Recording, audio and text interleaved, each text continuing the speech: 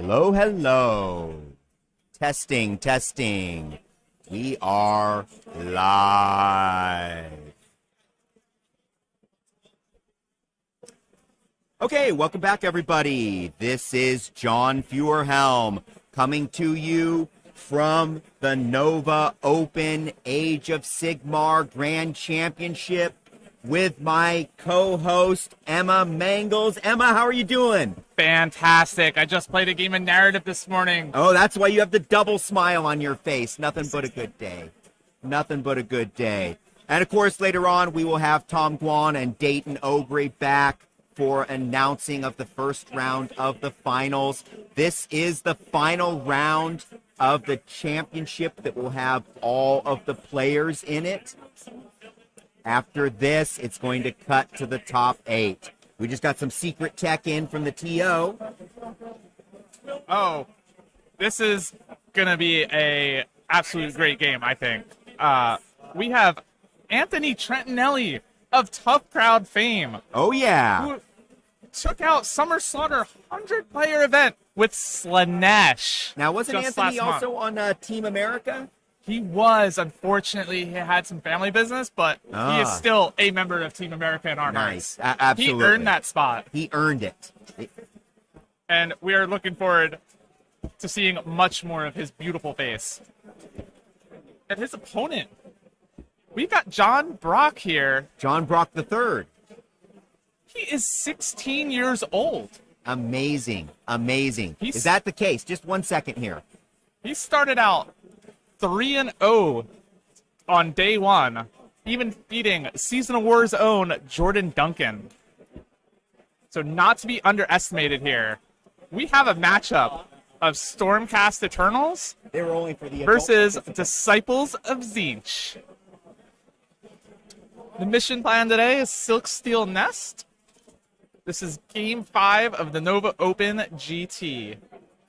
Now, both of these players have gone 3-1, but there's still a slight chance they could sneak into that top 8 with a big win. That's correct. We're actually going to have 4 undefeated players in the finals and 4 players with a 4-1 in the finals. So a big differential score by either one of these players does get them into the finals.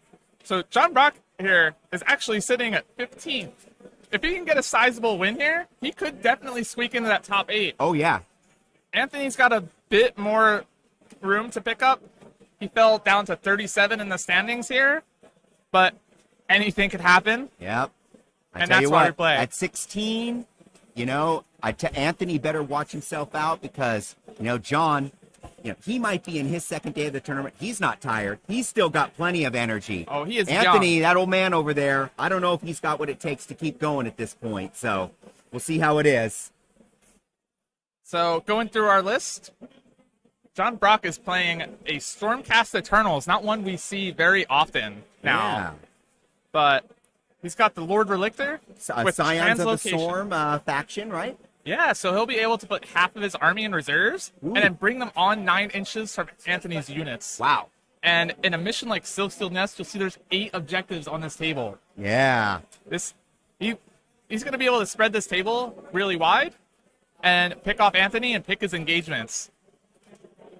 He's also got that Lord Castellant with Master Magic and Arcane Tomes, so he can cast Celestial Blades for +1 to rune rolls for one of his units. Oh, nice, nice.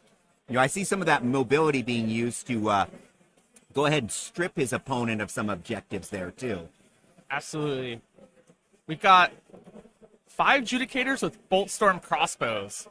Now, these are really good at dealing with a lot of your chaff units, so all those blue horrors that Anthony will be able to summon, right? This will be some really good damage into just picking off those and whittling those down a bit. Nice. He's also got two Dracothian Guard Fulminators, which hit hard on a charge. Let's go to Bren 2, damage 3. Oh, nice, nice.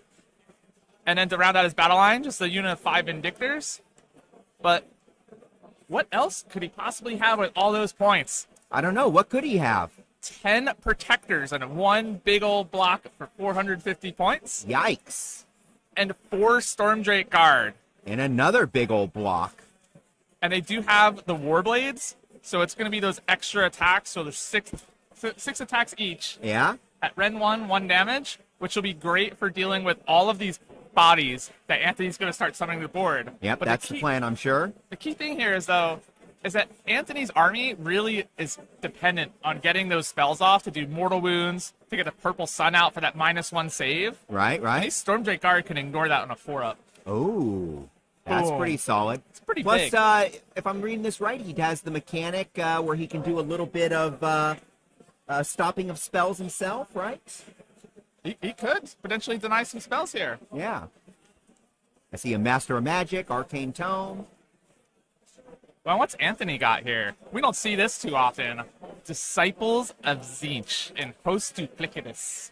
Somebody playing these for their last run of the old book, as it were. Anthony is a man who just loves to run the non-meta armies in the U.S. Nice. If you see it everywhere, he doesn't want to play it. He wants to live at that dangerous level. So he's got 2 big old chickens as each. I see that. Kairos Spateweaver and a Lord of Change as his general. He's also brought a Change Caster, Herald of Tzeentch, Interesting. who he's also binded a Kronspine to. Is the Kronspine bound to the big old chicken, or is it to the Change Caster? It's a little tight on the list here. We'll get a clarification on that. And then he just has 2 units of Carrick Acolytes and a unit of 10 Zangors for his battle line. I'm going to go that it's with the Change Caster just because of the points next to it, too. I think so. Yep, it is the Change Caster. We do have that confirmation. So that Change Caster could get a +1 to cast in the early turns. Nice. But he's really looking at that Change Caster dies. We got a wild Kronspine going around. And to round it out, 3 endless spells. The Purple Sun of Shaiish. Of course. An Umbral Spell Portal, which is a very big staple with Kairos. Absolutely. Kairos' War Scroll spell is at 18-inch range, and it does a flat 6 mortal wounds at full health. Ooh, and you pop that through the spell portal. You got a huge threat range. You get 36-inch threat range there. Nasty stuff. And if you kill a model with that, Yeah? you get a chaos spawn out of it. Oh, I like that stuff. I like it. And then the last, Ravenak's Gnashing Jaws. Okay, just a little something. Which could be actually pretty good here, because those protectors, I don't think they move too quick. Oh, I see where you're going with that. Okay. So if he rolls pretty well with those Ravenak's Gnashing Jaws, it'll move 3d6. And if it ends within an inch of those protectors, they'll take a difference in the move characteristics in mortal wounds. Oh, interesting. So Now, it looks to me like Anthony only has 2 drops, and John has 3 drops. 3 drops. So Anthony will be able to dictate Yeah. who's going first. And we did hear Anthony basically talking to John. He asked him if he had ever played against Tzeentch before. John said no, he had never played versus Tzeentch. So Anthony has taken the time to try and explain some of the mechanics. But Tzeentch is an army that you kind of got to know what's going on. Otherwise, some tricksy stuff will happen to you. That just shows you how wonderful of an opponent he is. You always want to ask your opponent if there's any questions. Have you played against this army? Especially when you're playing something like Tzeentch that we don't really see often. I think there's like 2 or 3 Tzeentch players here in the whole field of players of 140. Well, again, a guy like Anthony, we know he's going to have amazing above-table play. Top player, top-class individual. We expect no less. And here you see, deploying first, this is Anthony's Kronspine. And we see that converted model made from one of those Lumineth cowls. Is that what that is? Oh, yeah, I see the shoulder bits. He took like the Lumineth cowls, and then the lower half of it is made from like a Balewind Vortex. Ooh, nice. He used this in his Slash army that he 5-0'd with at Summer Slaughter. Okay. Took the whole thing. I accept that it's Tzeentchy enough, too. Yeah, just wear it all the way in. Just don't pee on it. So.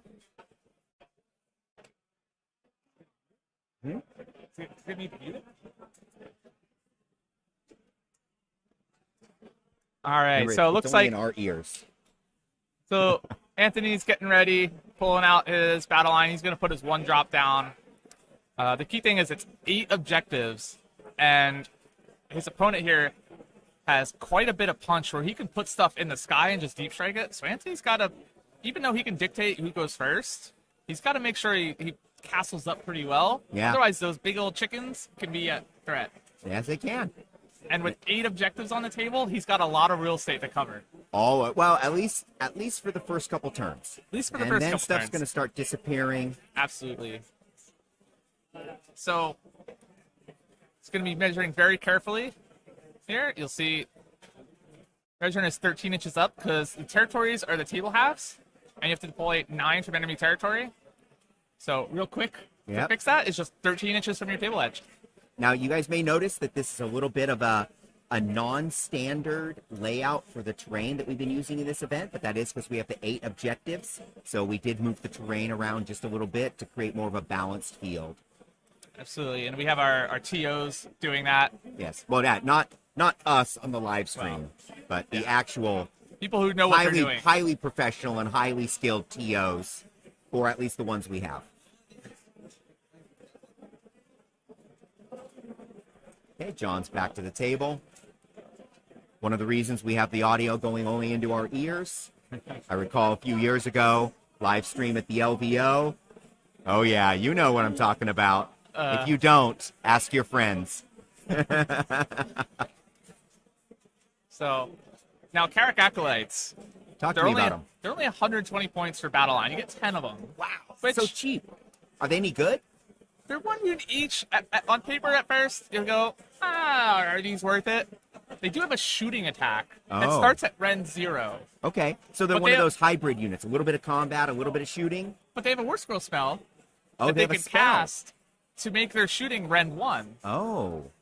And if they cast a spell, then Tzeentch is getting points for summoning. Oh. And on top of it, we've got that purple sun. Right.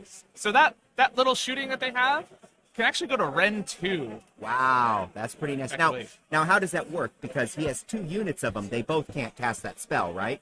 Oh, they can. They can. They can. War Scroll exception? War Scroll exceptions. Very nice. Tzeentch is very mischievous. I like it, at least for a few more hours. It's true. I believe that the Battle Tome go on for order today, right? I have unfortunately not had time to look myself. One of the great many things at Nova Open is the amount of stuff that you can do. So, right. When I have not been here, spending my lovely time with you. Nice. I have been playing the narrative here because you don't have to come to an event purely to play competitively. It's true. There's great art classes. I know the first time that I came to Nova with my wife, we did nothing but art classes all weekend. Met the famous Duncan Rhodes that weekend. It was quite exceptional. So here we go. Anthony's going to be just tagging those objectives because he's going to want to castle up. Oh, yeah. And so he wants to make sure that he still has models tagging those objectives so he can still control them until something comes down. And you see he's trying to take advantage of that cover there. Oh, absolutely. He knows he's got some shooting coming his way. So that's where a question comes into. Does he stay fully in cover for the +1 save? Or does he risk just putting one of those models within 3 of that objective so that his opponent cannot just deep strike something onto there and just take the objective? Right. And he looks like he's elected to take the cover instead. So there's an opportunity for JB here to just drop some units there and have them on that objective already. I see that. Well, we'll see if he goes for some clever play like that, or maybe because it is his first game against Tzeentch, he goes for a little more conservative move. So Anthony's deploying almost his entire army. He just has 1 Lord of Change that's not in this 1 drop. Thank you, Lord Billy. Sounds like no Battletorn pre-orders this week, possibly next week. Got it. So the thing next to Lord of Change, that big old base, is the Kron Spine. Anthony is a hobbyist at heart as well. Oh, yeah. Beautiful army. Wish we could show you some close-ups. He's beautiful army, beautiful man, beautiful list, beautiful everything. And so this was converted from a Luneth model and a Balewind Vortex. And Anthony's models are always great. Lots of little conversions. Nice. And he takes a lot of time. And I think he paid us something like 80 horrors to bring here. Because when you're Tzeentch right now, you need a lot of horrors. Hey, and not messing around. You know, I've got 60 pink horrors in my army. And then I started on the blues. I only got to 50. And I went to the brimstones. I only got to 40. But eventually, we'll get there with all of the horrors. So the bird being put on the table is his regular Lord of Change, so he has not put Kairos down. Okay. That'll be his... Kairos will be the last model you'll see him put down on the table. That's his second drop, I think.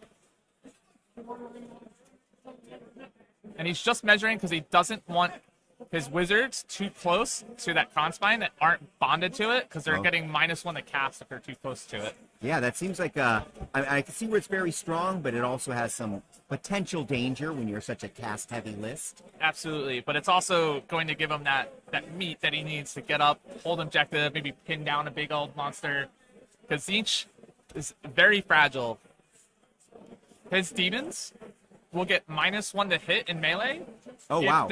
As long as they're wholly within 12 of a demon hero. So his Lords of Change are always going to be -1 to hit in melee. And those blue horrors he summons, if they're wholly within 12, they'll be -1 to hit in melee. Oh, wow. And we've got a very melee-heavy Stormcast list, too. Okay, that should come into play then. But those Carrick Acolytes and those Angors are not demons. Oh, I want to see what they do. I'm curious. Like I've mentioned a few times, I have a nice Tzeentch army, but I only own demons. No mortals. So JB is liking to put his Stormdrake Guard on the table. Yeah, which, nice looking drakes. So he'll be able to put 1 unit off the table for every unit on the table. Okay. And I think it's a pretty good call to keep your Stormdrake Guard on the table here, because a lot of the output of Tzeentch is going to be the mortal wounds and the spells, which he's just going to ignore on a 4-up. Oh, perfect. So it's his best defense. And you'll see there'll be 4 dragon bases, but only 3 dragons there. And I talked to John before the game. One of his dragons did suffer some casualties and some battle damage. Oh, no. So he did ask me, and I said, it's okay. We'll see the base. Not a problem. You can't tell much difference from above anyways. You can't. And sometimes those big wings can get in the way, too. I know our very own Sean Clark in the chat ended up magnetizing all of the wings on his Stormdrake Guard so he can pop off. That's become pretty common. Now, magnetizing wings is always a challenge, so I recommend that you do actually plan for a pin and rod setup with magnets at the bottom, so you still have some rigidity. Very good. Hobby tips from the competitive stream. There we go. It's the only way. You gotta make detachable wings. So he's gonna be deploying on the 2 objectives, so we'll control both. Yeah.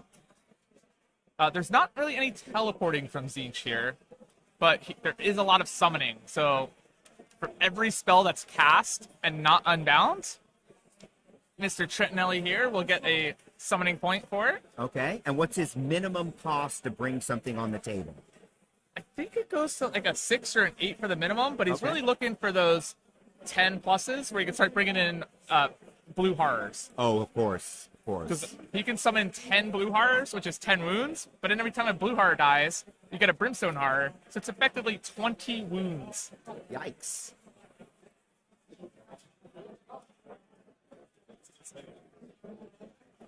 We have the Vindictors coming down, tagging both objectives, but staying as far away as they can. So after setup is complete, both players will gain control of any objectives that they are currently on. Nice. Okay, I just brought up our summoning list. So starting at the bottom, we got 3 Screamers, 10 Brimstone Horrors, 10 Blue Horrors for 10 points. Which, 10 Brimstones and 10 Blues being exact same, you just always bring on the Blues. Yeah, why would you not? They shooting too as well. Nice. If you have a couple more points, you can bring in a Changecaster Herald, Exalted Flamers, they're always good, and the Fluxmaster Herald of Tzeentch on a disc.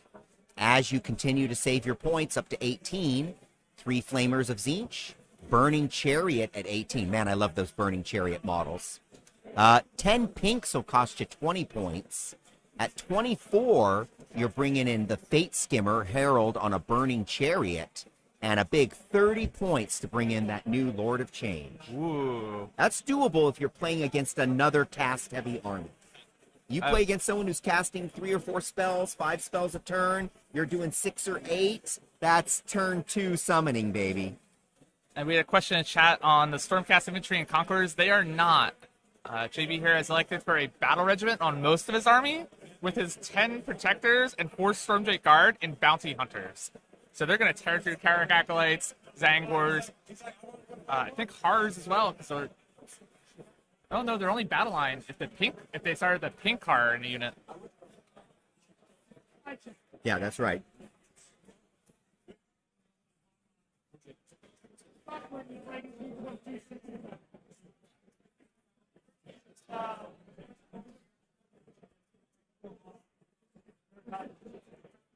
Okay, now we are a half hour into this game. It took us a little bit of extra time to actually find our stream players, as our first 3 people we asked actually declined to go up on the stream. Right. We don't want to put anybody on stream that isn't comfortable with exactly. being on here. There's already enough pressure up there. No need to traumatize or terrorize. We were trying to find a match where a winner is potentially top 8, Yep. and there's already a ton of pressure. So a bunch of folks, understandably, armies we haven't seen, good potential matchups. There's a lot that goes into it. We had an entire brain trust over here figuring out what the next match would be. The Council of Stream. Yeah. So that said, I imagine we're going to end up with an extra 5 or 10 minutes on the backside of this game, if Likely, it goes that long. I mean, it's a very big game. If Johnston in, I think, 14th or 15th, so if he wins this game, he can find himself in the top 8. So it's a very important matchup. Yeah, very important game. And Anthony's can potentially, but he's got to win massively here. Yeah, so you're going to see Anthony likely going for the throat here, just trying to maximize that point differential, deny every point. This potentially could be a pretty ruthless game. So we got some time here. Let's talk a little bit more about our mission. There's 8 objectives. It's your standard scoring of hold 1, hold 2, hold more. Sorry, at the gate, we're going to have both players controlling 4 objectives. Yep. So they're going to need to get control of one of their opponent's objectives to start getting that hold more. Starting from the second battle round, if you're within an inch of the center of those objectives of your opponents, you can burn one a turn, and you'll get an extra point afterwards. Yep, and there's no mechanic for your opponent to deny that. All you have to do is be within an inch of the center of that objective, and it goes away. I love this mission. It's great. I mean, some of these missions, we've had them in prior GHBs of burning objectives, and there's always kind of been a lot of talk of, does this feel good? Does it feel not? Yeah, hit and miss on some of the previous mechanics. This one, to me, feels great. Yeah, there's 4 objectives. It's a very simple mechanic. Both people should be able to engage it. It encourages good cross-table play, or high defense, I guess. So, looks like they're going to start getting underway. I don't see the 10 protectors on the table, so they're going to be in the sky. Same with the fulminators. There's 2 fulminators and 10 protectors. The judicators are at the bottom left of the screen, the vindictors at the bottom right, and then you'll see the relictor and the castellant at the bottom left on that second objective. Looks like a lot of measurements. I think Anthony's going to be looking to give away top of turn. Yeah. Because you don't want to get doubled by an army, especially if they can deep strike you. Because if they go second and they deep strike and they fail their charges, you're giving another opportunity for them to just move up and charge you. So, I mean, at this point, have they rolled for priority? We are past that. Yeah, I think we are. I see that We've already deployed. John is starting to... Did you catch the battle tactic? I did not. Could you maybe run up and find that out real quick? Absolutely.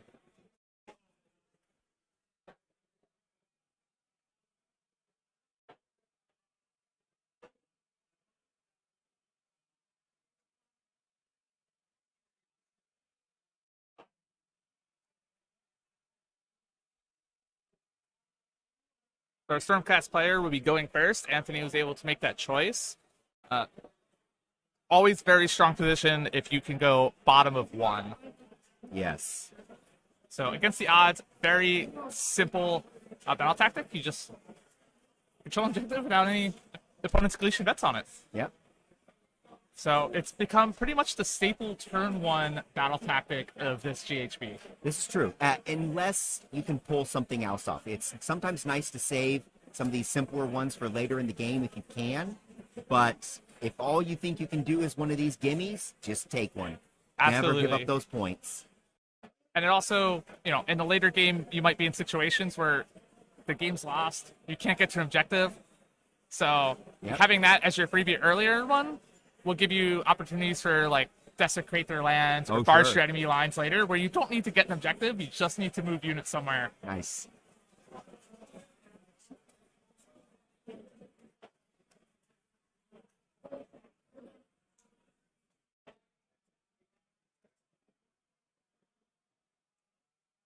So John already running. He looks like he wants to be very aggressive with these dragons. Not surprising. I might have kept him back a little bit. I don't like this dragon unit is everything he needs. Although he does need to crack Anthony early with this, because if he just sits back and lets Anthony just continually gather up summoning points, he's gonna have too many blue horrors everywhere. I mean, that was my read on it. He's got to go in hard, engage in some close combat right away, kind of get things from building up. Maybe take down a casting unit early to kind of take away from his summoning power. He's got to be really careful here, because that Kronspine can countercharge him and tie up those dragons. And if the Kronspine kills a single dragon, it's going to start leveling up. Oh, yeah. And how far does Kronspine move? 12, I believe, off the top of my head. That sounds about right. And the other thing is, Anthony could then be on a double. So he can move the Kronspine. He doesn't get the charge. He might have a second shot, and it could be very, very tasty. That's right. So I think John's going to have to bring in these protectors here, potentially tie up the Kronspine. So here come the 10 protectors. Yep. Yeah, dragon units do not like fighting a Kronspine in melee. Unless it's one of my Kronspines. I played with a Kronspine once. Oh, yeah? Oh, yeah. I charged 2 dragons with it. Nice. Left one on 1 wound. Didn't kill the other one either. Yeah? And I went down a level. Oh, my gosh. Next combat phase. I have to do 1 wound, right? I did 0 wounds. Oh, no. And the Kronspine died. And I said, no, never playing with the Kronspine again. Yep. Got the bad touch. Apparently everybody else works 100% of the time for it. Right. So we'll see. But this is going to be a very important 9-inch charge, because he needs to tie up that Kronspine, because Anthony's going to look at that as dragons and go, Kronspine, go. Go. Pull out those little 9-inch measuring sticks. So important to have all the right game aids handy. You'll see all sorts of tools out of these guys. I like that they have the mysterious terrain marked with markers that seem to have the rules and effects written right on them. Looks like he's going to hold off his Fulminator, so 2 Fulminators still in reserve here. Which is very smart. You don't want to commit everything too early. Sure. And then completely show your hand. You want to force Anthony still kind of maintain this castle, because once you commit everything to the table, Anthony will be able to just purely react to what's there. Right. And you won't have to leave anything back, screen anything out. That's a good well said. Yeah, as long as there is something in reserves, Anthony's entire mobility is controlled. Another good point, and you'll see this, is a very big brain move of our 16-year-old Stormcast player. Yeah. With Stormcast card, even though they're kind of very vulnerable sitting there toward center, if he fails his charge and that Kronspine gets on him, he could be okay, because right behind him is that Lord Relictor, who has translocate. And he can just pick them up out of combat and put them back down anywhere. Nice. But it's also very risky, because he's going to be within 36 of Kairos. Yeah. And he could just gift the change and be, nope, you're a Chaos Spawn now. Oh. That's ugly. Okay. Should be exciting. Pre-measuring before he rolls. Very good gameplay. Yep. It's a 10. Always great to pre-measure your charges, so that way there's no arguments, no disagreements. Nice. So he's trying to get those dragons in, but still stay a little bit far from the Kronspine, although we'll see what happens here. But each dragon is a monster, which is 5 bodies each on objective. So no matter what this turn, John will score 5 points for hold 1, hold 2, hold more, and his battle tactic. Now, is he holding both of those right objectives? JB? Yeah. Yes, on the bottom right. So he tagged both objectives with his Vindictor unit. And normally during the game, you have to declare which objective you're controlling. Right. But once you're done deploying, you automatically gain control of any objectives that you have a model within 6 of. Oh, I see. So he declared one on deployment and got the other one? So you just automatically will get both. Really? With one unit? Yep. Okay. You just, as long as you have a model on an objective, at Interesting. the end of deployment, you'll just gain all of those objectives. One more big difference between this game and 40K. So John has tagged 2 units. He's got the Carrick Acolytes on the left and the Zangors in the middle, and he's splitting them evenly, 2 dragons into each unit, Okay. hoping to wipe both of them out. Right, right. Always a risk when you do that. You go Always. for the guaranteed 1 kill. But these are bounty hunter dragons, so all this damage is +1 on these guys. Oh, nice. So I've just heard 9 damage here, but some of these units do have a ward save due to some shields. I see stuff getting picked up without dice, so that's not them.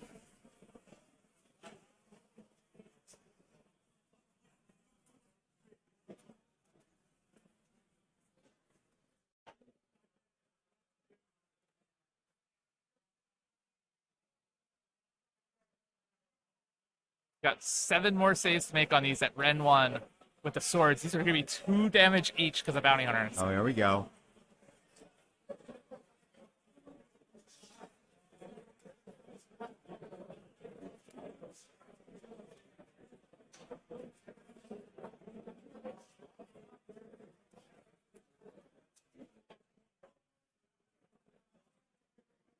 Now here, the claw attacks are coming out now into the Zangors.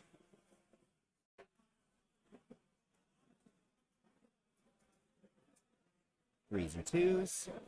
It's 3s and 2s because he got Celestial Blades off on these dragons, so they're wounding on 2s. Nice. Which Anthony looked like he was well out of unbind range, and even if he was within, I think he would have probably just left that off because his dragons will probably just pick up these units anyway. Yeah, either way. So that was 15 either way, damage total.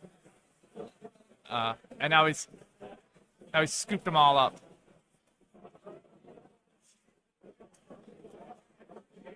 Our Tzeentch player has both. You'll see the pink wings that you see in the dead center of our screen is a Lord of Change, and the one facing the dragons on the left is our Kairos Fate Weaver.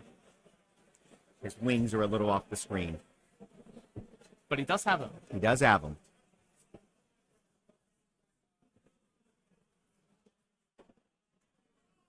That's right. This is Game 5 of the AOS GT here at Nova Open. That's right. Nova Open 2022, So- back after a little break, back in full force, full style. A giant hall filled with many. In fact, here we are on day 2, and by my count, gosh, that's only what, 3 tables less than we started with yesterday? So everyone back for games. That's good to see. Means they're having fun. So for most of our folks, this is the final game. That's right. But our top 8 will play another 3 games, which will be here on stream. That's right. So this could be end of turn. We've got our 5 points for John, and Anthony's gonna think over his turn and stroke his beard, maybe get some more insight here. Yeah, that beardy insight, always important. Oh, Now let's update that score. oh. So a lot of decisions here out of Anthony. He's got his 2 big old chickens here with nothing between them and dragons. Anthony's gonna look into his And did you Battle catch tactics? Anthony's battle tactic? thinking it over now.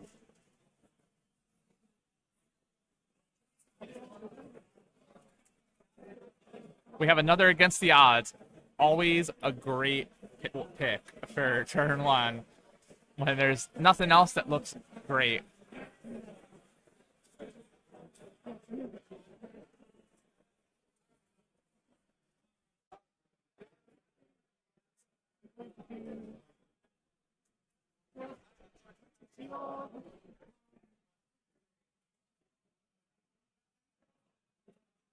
So That's right, Andrew.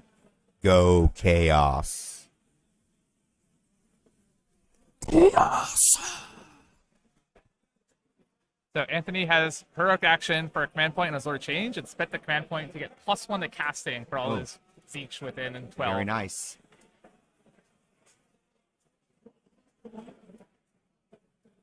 So a lot of planning here. Looks like I don't know, Nathan. I'll take a quick look for you. Anthony is measuring out. He has a lot of spells. He got 3 spells from Kairos Fate Weaver, 2 from the Lord of Change, and then a couple from the Change Caster. It casts as many spells as it wants to sometimes if it gets 9 pluses. Ooh, nice. So to answer your question, Nathan, the Lord of Change has the brand of the Spirit Demon. We've got an Infernal Gateway cast.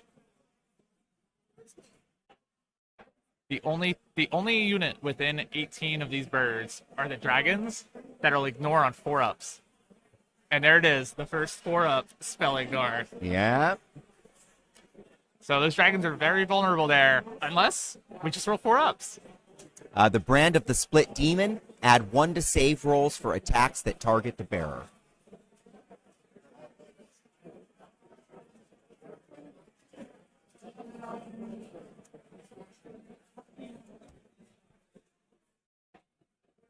Here's our Change Caster with a 3d6 cast. Looks like we got a Firestorm coming down on the Protectors.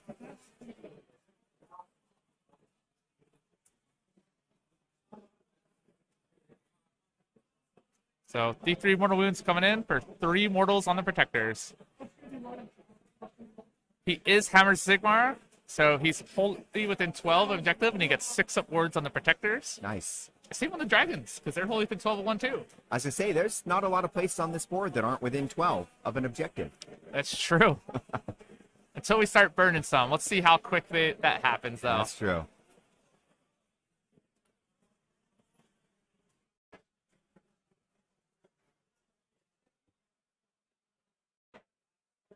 There it is, the first miscast of the game, the Change Caster. Oh, yeah. With his second spell cast. Now, do they get points anyways? No, it is not a successful spell. There we go.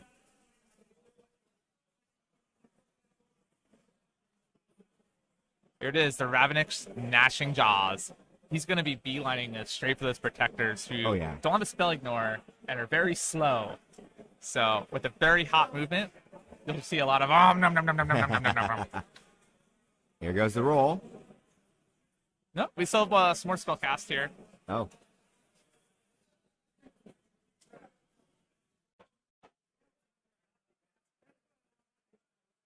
Anthony's doing his little dance here, figuring out where he wants to put some things, what he wants to cast. Nice.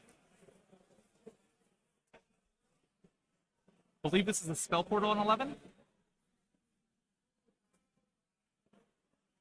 And here it comes, spell portal. It's going to help Kairos get a nice 36-inch range on his 6 mortal wounds. Gift the change there it here. is, right there. Yep.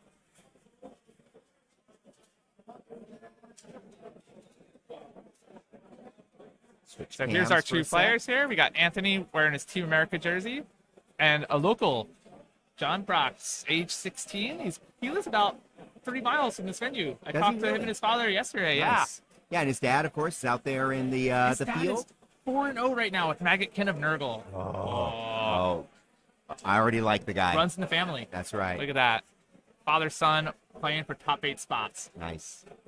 I don't know. I wonder if there's some internal tension in that house. We got Nurgle and Can you Stormcast. imagine if he got through and they paired in the top 8? Oh, yes. That would be the best.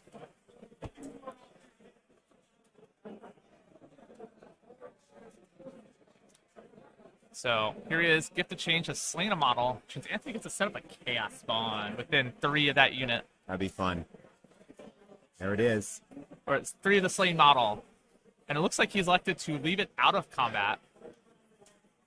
Which... We have a rules question.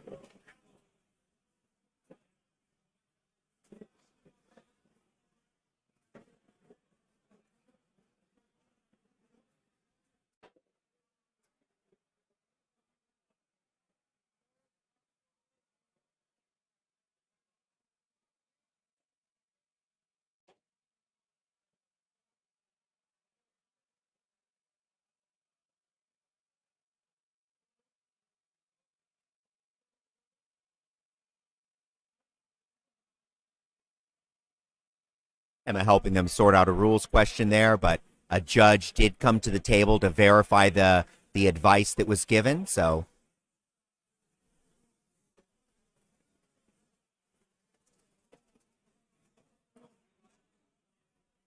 All right, I'm back. There is a rules question there on Gift of Change, which is Kairos' War Scroll spell. Oh yeah, tell me about it. It is, if it kills any models in a unit before the slain model is removed, Anthony put a chaos spawn down within 3 of that unit. Yes. So he just wanted to confirm that he can put it down within 3 of the slain unit, so when it's pulled, it is not in combat anymore.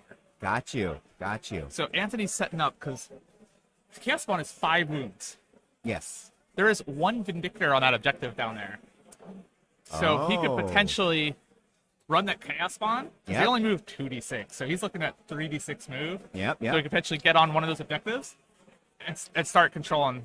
Interesting. Now, can he use his Tzeentch dice to set that run? He could set the run roll, but not the move characteristic. Okay. I don't have an update on Anthony's Destiny dice yet. But 8 inches will get him what he needs to do. So here's the Rapid Action Jaws. It's going to move 8. So he was able to reroll the move characteristic of the Gnashing Jaws the turn it's cast. Ah. And all the subsequent hero phases, he's only able to roll the 3d6 once. Okay. 3d6, that's so variable. That is so variable. Yeah.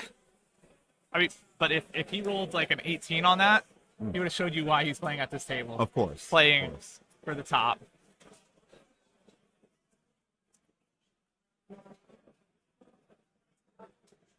And there it is. Exactly where Anthony wants it. The Kronspine looking to show down with the Stormdrake Guard. Start eating them up, leveling up. Nice. Theodore, the lists are available on the BCP Player app. We're not sure, but you might need a premium subscription to the BCP app to actually view those. But we are actually viewing them on the app, so. Do you have a premium subscription, Emma? I do. Okay, so do I, so that's probably why we can see them. I love to just look at lists. That's what I do. I look at a lot of lists, list tech. I take advantage of those coupons for discounts to events that I get from my subscription. Always good stuff. Of course, we have the developer of the BCP app, Mr. Garrett Mulroney, playing out in the field there. His brother, Logan, flew in from Italy, might be the furthest traveling individual to come to this tournament. So we do have a couple folks from England as well. I don't think anyone came from down under. I did not see any, but I believe there will be some down unders at LVO, the AOS coach himself. Oh, yes, of course.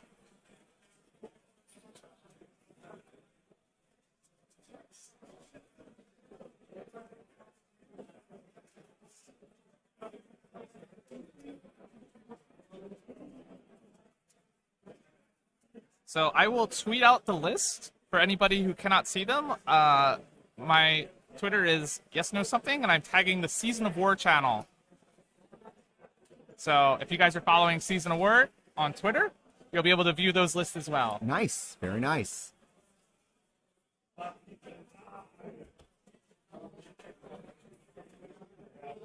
We've been trying to find different armies for every matchup here to make sure we have a lot of variety here in our first 5 games of coverage of this GT. Oh, yeah. Once we get into that top 8 cutoff, anything goes. That's Dr. Naughty to you, reroll one bear. Oh, here we go. Looks like Anthony's going to be pretty much abandoning those 2 objectives. Now, there's a risk here. So JB was able to capture one of those objectives last turn and be able to control the other one this turn. Yes. So those will both fall under our Stormcast player's control. Anthony's going to be taking the bottom left one. So we'll still have 5 to 3 on objectives for our Stormcast. So Anthony will basically end up at 4 points this turn, no matter what. Okay.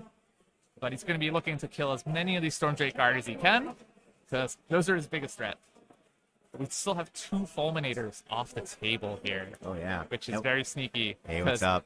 Yeah, they are definitely, it's interesting, even though they've started late, right? Because, again, we went through 4 people that didn't want to be on the stream to get these folks up here. Even though they started late, I think we're pretty much on time to the GW rubric. I think you have it over there in front of you, Emma. How are they looking? Absolutely. We've got, these guys are great on time. Oh, yeah. We've had some pretty quick turns. They are seasoned with these armies. Seasoned. I agree with on you. a season of war. So we have, it looks like 2 hours and 5 minutes left in the round. If they finish this round in the next 15 minutes, they're going to be right on track with they'll that be on track. rubric. I don't see any problems there. Yeah. And if both of these armies finish their first turn this fast, the whole game's going to go fast. So you can't see it on stream, but on the left side of the table, there is an actual chess clock that they're using. That's correct. So they are actually going to finish with a great time here. So I don't think we had any issues with them finishing their games on time. Not even a challenge.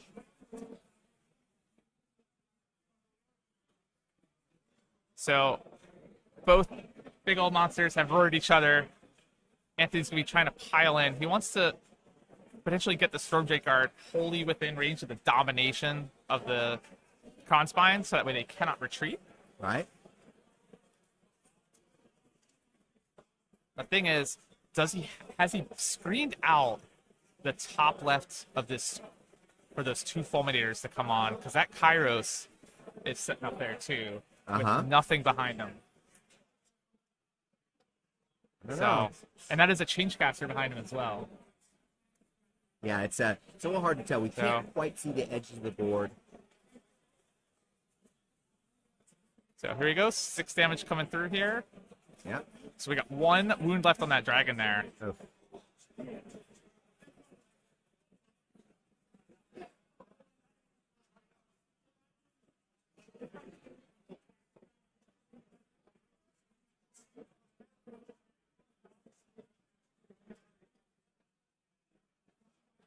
So we do have our first dragon going down. So this Kronspine will go up to level 3 now. So it's very important that we get enough damage output back onto it to knock it back down to a level 2. Yeah, that's nasty right now. This is where this player wants to be. Unfortunately, domination range is now fully engulfing those dragons, so they cannot retreat. And they're not in range for translocate anymore, so we cannot get them out of combat. Which also means no rallying dragons right now. So piling in, wants to get as much damage as he can. Looks like only 2 dragons will be able to reach. There. Pick up 8 attacks from the claws here on 3s. And then 2s to wound here. Yep, so our domination range at level 2 goes up to 10 inches. It's level 3 now. Oh, it's level 3, excuse me. Now it's up to 12 inches. 12 inches. Which also means that Kairos is going to be -1 to cast. Not that Kairos cares. Not that he cares that much.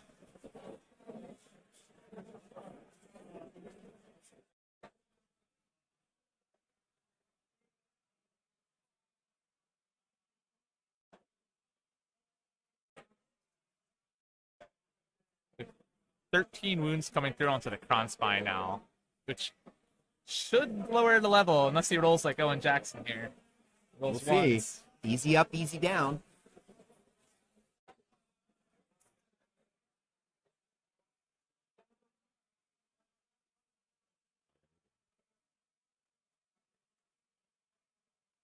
So we'll have 4 points from Anthony as he controls just the 2 right objectives and that other top one. We have a double 1 here on priority. Uh-oh. So our Stormcast player is going to take it here. Of course. Which is not quite where Anthony wanted to be. Nope. Oh, So we've got these protectors that are free there. here we go, battle tactic. Battle tactic coming up here. Big decision coming up.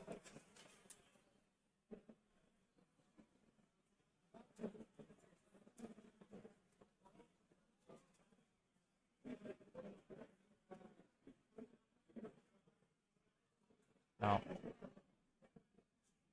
We have a question for Proving Ground here. So Anthony does have the choice of making one of these extras of Proving Grounds, which I don't know if this turn it's really going to matter. I think he should hold off. Just pass. It's not going to matter.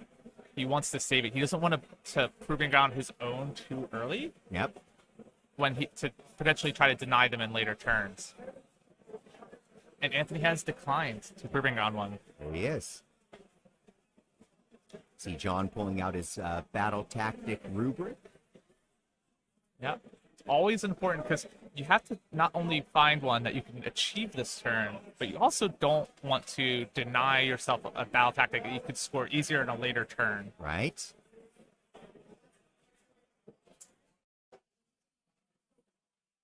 Be familiar with all your battle tactics prior to coming to the game.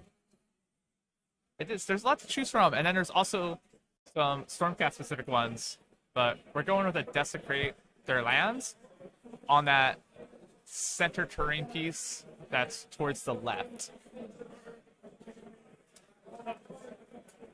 Now, this is all GW terrain here on a GW map.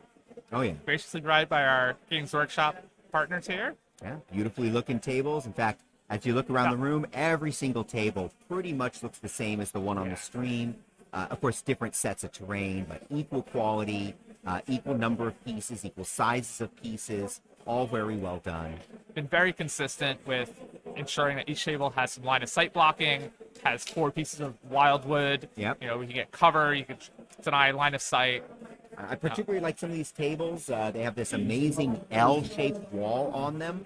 Makes for a great line of sight blocker. Great, just like a 40K kind of L-shaped line of sight blocking, but much cooler. So we have an update in one of our other top games here. Scooter, our pig-loving friend, madman of Maw Crusher and Pigs, is crushing his game. So we'll definitely looking to see him at a 5-0. Did you go see what Anthony scored on that last turn? 4. Oh, 4. Never mind. We know it. Dayton.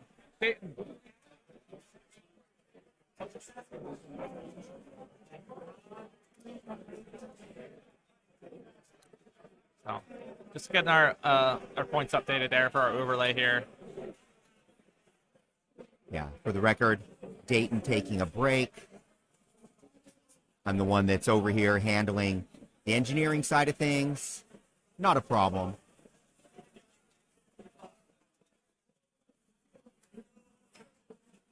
So a 12 with a Mystic Shield on the Dragons. He translocated his Wizard, so they get +1 save. Because when you're fighting a Conspine, you need it.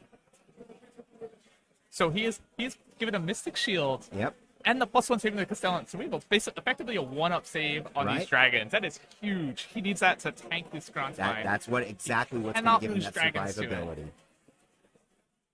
Should be exciting. I missed it. Did the Conspine go back down at the end of the turn? I believe so. I believe it's at level 2. Okay. Because it suffered 13 wounds from those Dragons.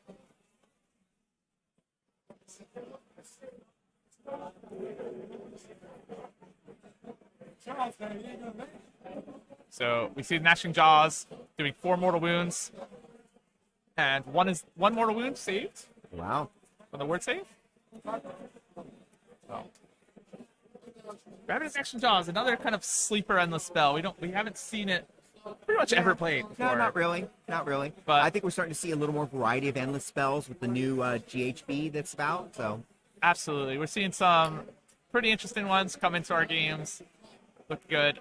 Looks like John's going to want to try to clean up this Chaos Spawn with his Vindictors. Oh, yeah.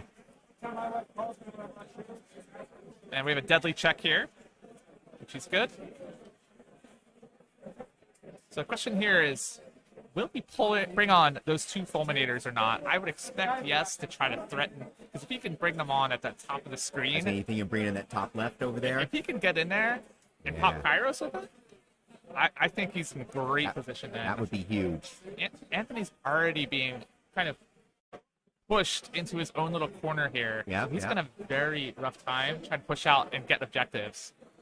So our young Stormcast player starts summoning too. Playing, he's holding his points. He hasn't got a lot of points yet. He hasn't gotten a lot. He had a miscast. He had some other spells that didn't quite go off. But he is gaining a summoning point a turn from spells that his opponent is casting. Yep. And here we are, our Stormcast player, like a seasoned vet here. He knows he doesn't really need to protect that bottom left objective because there's nothing that can even threaten that Nope. for next to like 2 turns. Right. That objective is golden.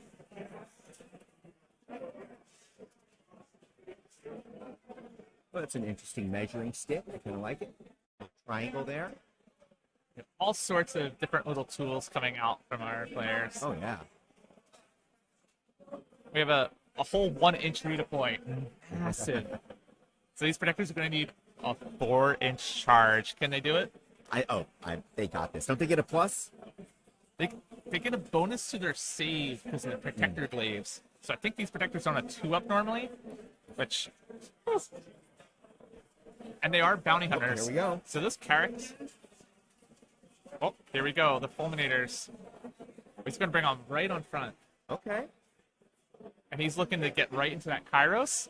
Because they have 5 attacks each. They're normally like rend 1 damage. Yep. But if he charges, they go to rend 2, 3 damage. Wow. Which can just pick up any old bird. Oh, yeah. That'll just shred him. There's fried chicken out there. If he makes the charge. So you turn him into a Christmas goose.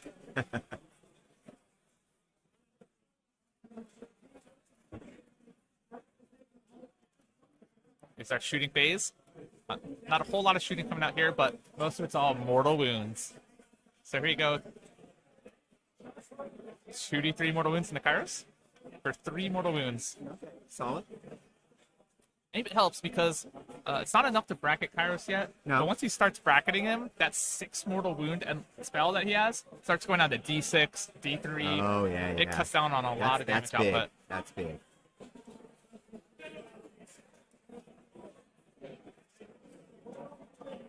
And the dragons have breathed 5 mortal wounds onto their friend, the good old Kronspine. Here it is, the charges.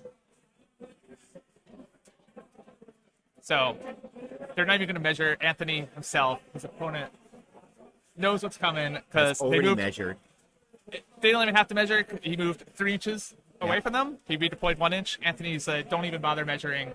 Yeah. It's a 4-inch charge. Nice. Nice. So, always a great sport, Yeah, great super opponent. classy. We've been looking at really classy play for Anthony over here. John too. Oh, they're both very classy.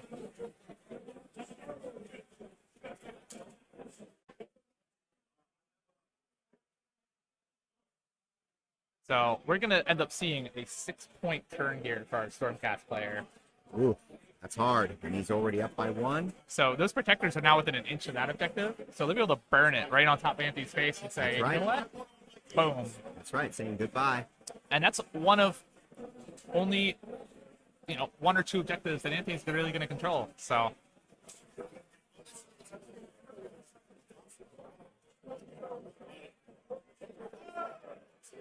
By the way, in the chat, feel free to point out if I don't have the turns updated or stuff like that. we're pretty focused on our game here and looking around the hall at all of these amazing people here. We got folks from all over the country, some Yeah. other countries. Yeah, Tom came by. Here comes paid a our little monstrous visit to us rampages. during round 1. Dayton is nowhere to be seen. They both failed their roars Did they really? and the monster off. Sometimes that happens. And the fulminators failed their charge as well, which is huge. That's not where they want to get really far in there. Sure. Those 9-inch charges, always rough. Looks like he's trying to pile the dragons in as far as he can. Although, there he is, smartly bringing them back. He wants to keep these dragons wholly within 12 of that relictor. So that way, next turn, if they're all still there, he can then translocate them out. And also all of his +1 saves and everything else. Very nice. You hear John declaring a tent right there, saying that everything's within 12. Again, play by intent. That way there's no surprises and there's no arguments later. Yep. If it any question that looks close, Anthony's very smart.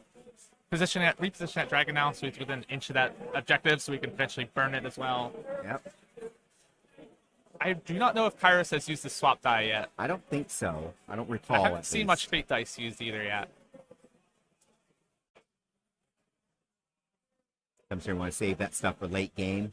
But I could potentially get an update on the Kairos Destiny and the Destiny dice situation. I'll wait till this turn's over. I want to Okay, interrupt play.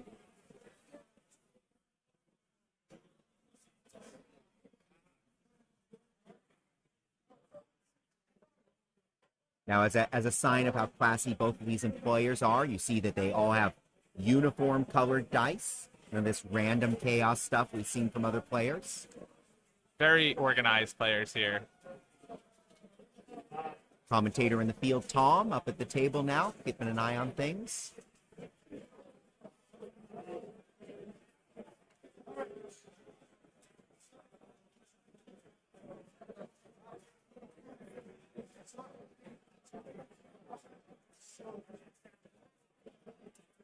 Nope, it has not used that either. So here we go. The Protectors have swung first. Looks like. And of course, no, the Tzeentch Kronspine, I has- believe it was. Tzeentch has only had one turn so Take far, one. so we are here at the top of two. No. I think Anthony's just not even marking the Kronspine anymore. The Dragon swung into it first and did quite a few wounds, and I think he's just said, it's gone down. It's going away. But it does not go down until the end of the turn. Right. So that Kronspine will still hit hard back right now. Leave it around for a second. It'll do its thing. Potentially hit hard. We got a 1-up save on the Stormdrake Guard. You know, Kronspine's got a nice Ren 1 and Ren 3. All I have to do is roll good. Yeah, for both sides. And there it is for you folks from our champion commentator, Emma Mangles. Roll dice well, perform well in the game. Champion of questionable. A champion in my heart. How's that? You're a champ Aw, of the stream here. I appreciate that. As expected, Carrick Accolades really doing nothing in melee to Protectors. So here goes half the attacks, 18 attacks. There it is. Decent roll, about average. So we're about to see Carrick Accolades. Oh, Oh, this is only half of the attacks though. okay. So it's Ren 2, it's gonna be 2 damage each, so that's gonna be 8 wounds already. And then we have another 18. That was only half the attacks. Yeah, okay. And all those ones, we won't see those again. They're done. So Carrick Acolytes, some of them do have shields, so they do have some 6-up wards. Nice. This is So- the time to use them. Yeah, there we go. On average, the whole thing was average. So here we go. Carrick Acolytes, as expected, Yep, just gone. being scooped. Goodbye. So what we're going to see, though, at the end of this turn is that John will burn one of these objectives, Yep. and he'll score 6 points. And that's going to leave Anthony with effectively one objective, the one that his 2 birds are on. And so Anthony's going to have one objective, and he's going to need to push out, get a second objective to just even score 2 points from his primary. Oof. I don't see any way that he's really going to be able to get that hold more unless he deals with the Stormdrake Guard. No.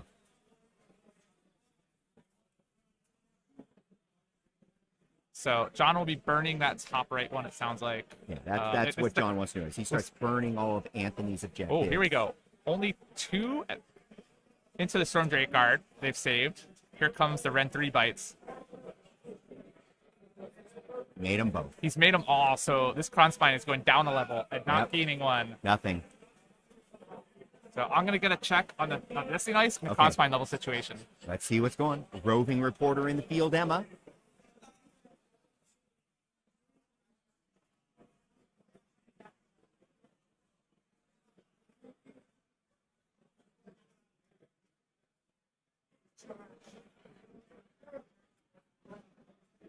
All right, some updates.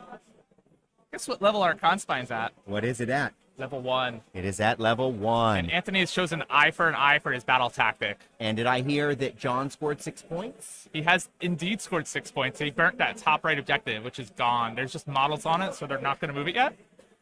And an update on the Kairos die situation. Those fulminators made their charge. So Kairos had to make it a fail. So that's why those fulminators are not in combat. Oh, so he did burn that die. He did burn it. Nice. So Anthony on the back end now, starting his turn 2, down by 7 and only controlling 1 objective. Yeah. So I will have to see some magic from his end of the table. we'll see. You know, they don't call him Anthony the Magic Trentinelli. Do they now? I don't know. They do now. They do well, now. We'll see at the end of the game if they do. He is the Raptor Magic, so Yeah. And he is playing kind of a magical army. he is. So we'll see how he can pull this one out. You know, he is not a player to ever underestimate. Oh, for sure, for sure. Here we are at bottom of round 2. This man got a 5-0 with Skaven at like a 100-player event in the last book. Okay, that's impressive. That's He impressive. has carried the rats on his back. I can say the last time I got a 5-0 victory with Skaven was before they had a book. And he's gotten a 5-0 just a few months later with Slanesh. Amazing. So he's not going to get the 5-0 with Tzeentch. He did drop a game this weekend, but I don't think he'll be able to get that 5-0 before the new book. Yeah. So we'll see. He is now putting those spells into fulminators who are within 18 of these chickens. Yep. So I think we're going to see 2 fulminators just scooped up.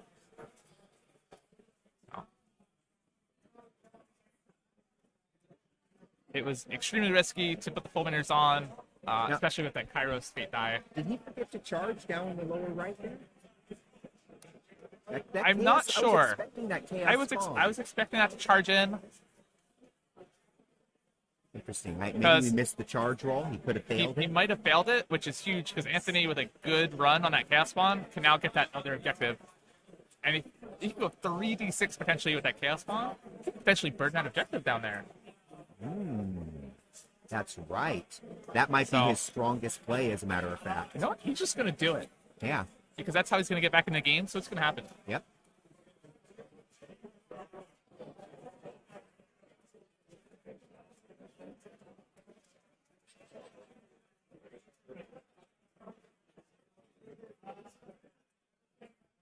Somebody asked me about Chris Schelling. I don't think his game is going well, from what I understand. He's playing against Scooter, the king of the pigs. I heard And Scooter from was what I doing well. understand, yeah, our field reporter Dayton from Party at the All Points podcast has informed us earlier that the pigs have coming in hot, Yep.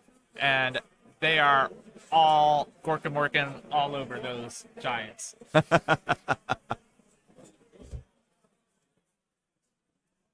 The mightiest of Waz was called. We do have some scores in. It looks like Mr. Garrett Mulroney, developer of the BCP app, did take a loss against Josh Bradford.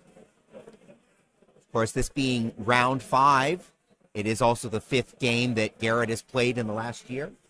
Oh, we have some updates here too. Games to watch.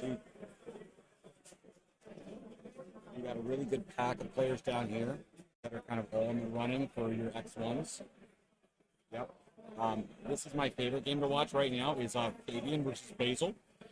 Because Hey, step in here. And tell Here we us. go. Yeah, jump right We're in. gonna get one of our judges, Expert Mike commentator coming Spagino, in. in here with some updates from the field on guys. games to watch. yeah, so we got a couple of great games. We've got some really we've got our undefeated players. Obviously, we got Bill Hennessy versus Gavin, Caleb versus John Brock II, Chris Schelling versus Scooter, Marcella versus Jacob Brandon. Then you go to our folks who are with a 3 wins and a draw. So the one game you've got is Edgar versus Oliver. Oliver is in a really good standing in an X1 right now, so either one of those winners should be in. So it's a draw. It'd be an X01 or an X1 getting in. The fun game that I'm really looking at here is Fabian and Basil. And Fabian, again, is another player who's had a draw, so he's got a good potential that if he wins, he's in. Basil, if he wins, can spoil Fabian, but we've got a lot of folks close in victory points in that same X1 bracket. Alex Cosgrove, Calvin Rary, Noah, and then John Brock the third. So the whole family is running in for the top 8 here, it looks like. So it'll be really some fun games to watch. But like I said, Basil needs a little help from some of those guys in the pack. Awesome. Thank Looks you like- very much. Basil needs all the help from the old ones. We have a little expert reporting in the field from Mike Vaginos, one of the TOs, judges here at the Age of Sigmar Championships. And he's a veteran of Team America. He has played in Worlds before. That's right. Also a veteran Skaven player. Yeah, just because we have judges at events doesn't mean they're not seasoned players themselves. Even Mr. James O'Brien is here. Oh, yeah. Who is a very strong Warhammer player. Absolutely. It's funny. Some people achieve their goals in this game and move on to try other things, set new goals.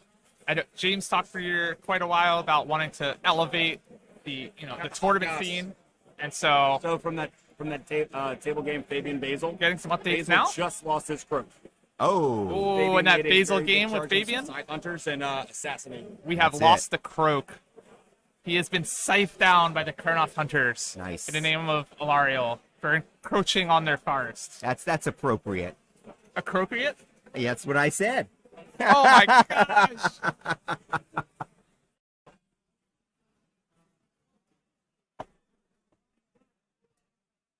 I'm not sure if Jordan can make it. He is another one of our players who is sitting on a 3-1 and will need a massive win in order to get up to the top, as well as some help with some of these other players getting very, very small wins.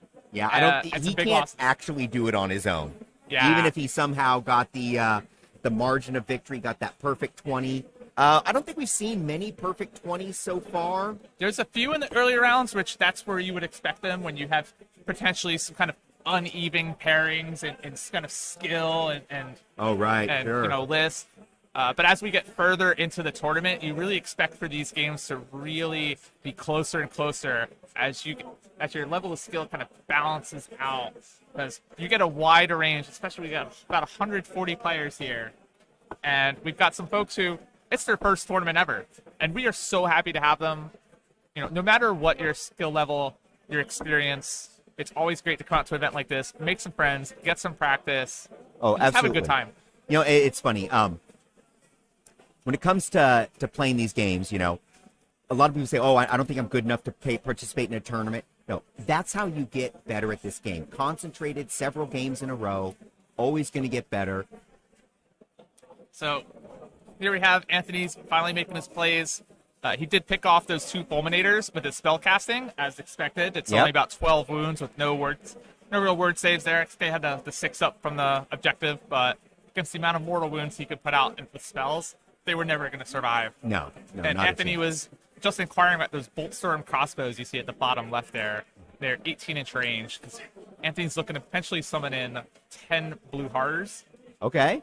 And bolt storm crossbows are great at picking up units like that have a very poor save Right. with their volume of shots that they get, even though they don't really have rend. No, that's why they don't want to go against something with a good save. Yeah, you don't want to see the bolt storm crossbows into something with a 3 or 4 up save, but into a 5 or 6 up save, that is the money. So here we go. He's running Kairos because he's looking to potentially summon horrors onto this objective to grab this objective because Anthony's scrapping for points here. For the record, I've just gone through all the listings. There has only been one 20-point game in this entire event. I don't see the second one. There was 2 in the first round I know of. It looks like there was 1 in the second round. Yep, one in the second.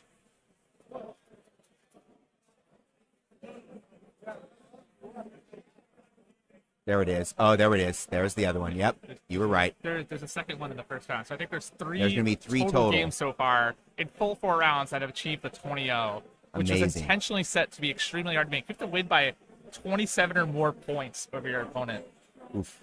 which is very rough.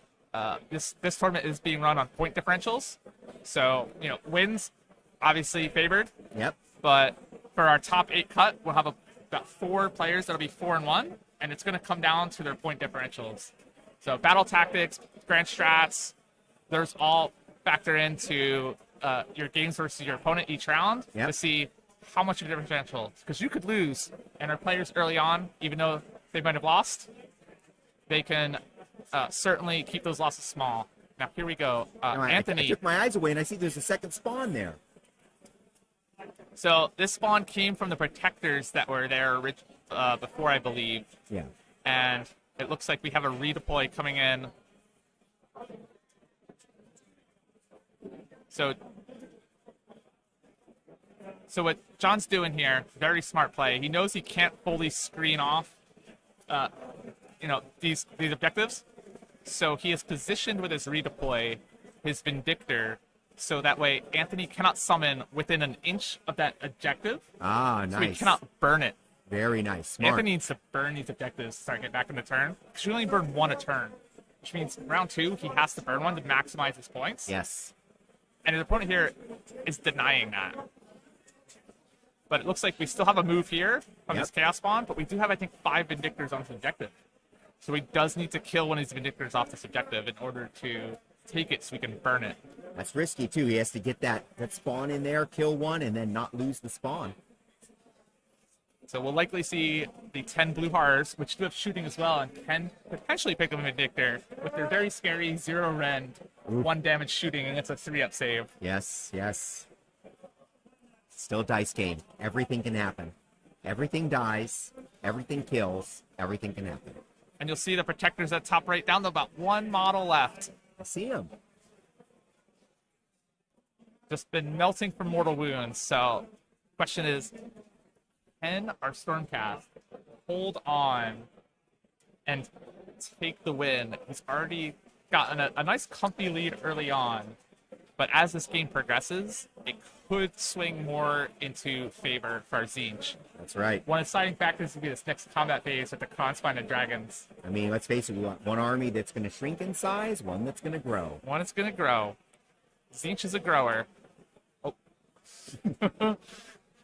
But these dragons, there's only been 1 wound allocated to that dragon, so we need to do 8 wounds to kill one of these dragons. And they are sitting on a +2 to their save, so they're effectively a 1-up save right now. And we saw pretty 0 solid. damage go through last round. Yeah. We saw none go through last time. Even if some goes through, it's going to be 1 or 2 wounds. So Anthony really needs to see one of these dragons die, so his Cronspine lives. Yeah. Otherwise, this Cronspine could just die. And if our Stormcast player gets the priority, those birds are completely exposed. Yes. There's a lot of ifs on this table. Nothing is set. Oh, here we is- go. Getting our first summoning units out. They are blue horrors. Now, this is a Tzeentch player, for sure, a bucket of horrors. Yes. No rhyme, or just a bucket of horrors. I think that is actually the same container I use for my horrors. Oh, that's horrible.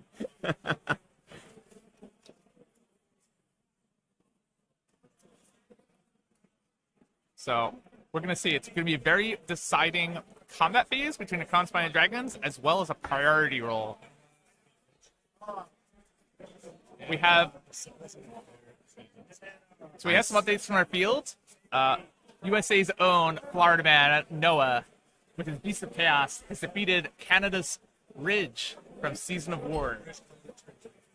Putting him in possibly a solid position to get one of those rubber band positions.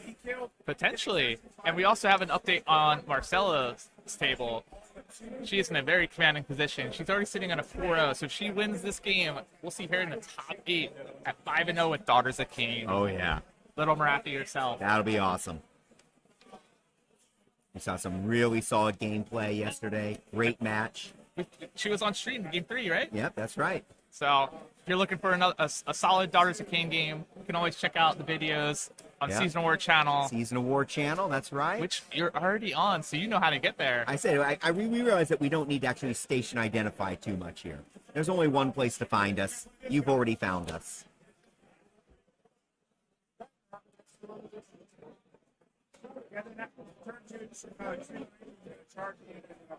So, As we're looking across the hall, we're starting to get a lot of games finishing up. It's kind of that time. We're just about the midpoint of the round.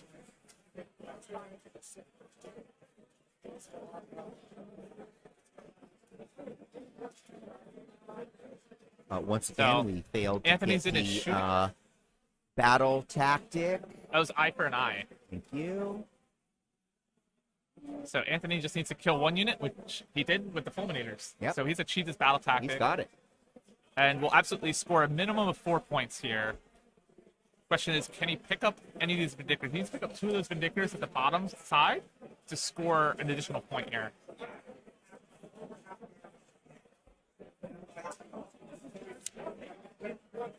So he has failed to pick up any of those Vindictors down there. They survive another day. So Anthony needs to pick up 2 of those in order for his Chaos Spawn to outnumber and then burn that objective for an extra point. Yep. So it looks like Anthony could potentially be held to another 4-point turn here, which is Ooh, very that's big. huge. That's huge. Because could be running out of steam against a very aggressive turn 1 dragon play.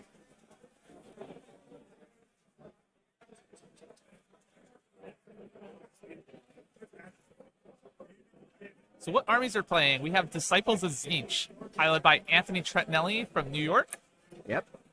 playing against Stormcast Eternals, playing by John Brock III, a local here, he lives about 3 miles from the venue. Amazing. Very young player here, playing a excellent Stormcast play here. He's had a great run. He even beat Jordan from Season of War. Absolutely. Age is not a factor in this game. Although I imagine in round 5, John has less back pain than much of the field out here. Oh, here we go. Anthony is burning his Destiny Dice to charge the blue horrors into Vindictors, which will get him the bodies he needs to capture that objective down there. Yes.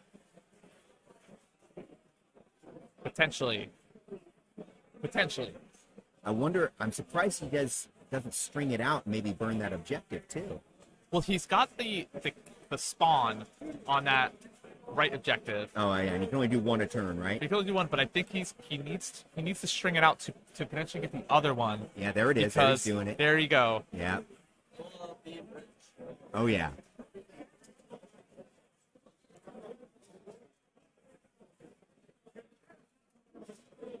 Now this'll Uh-oh. still. How do we stop that?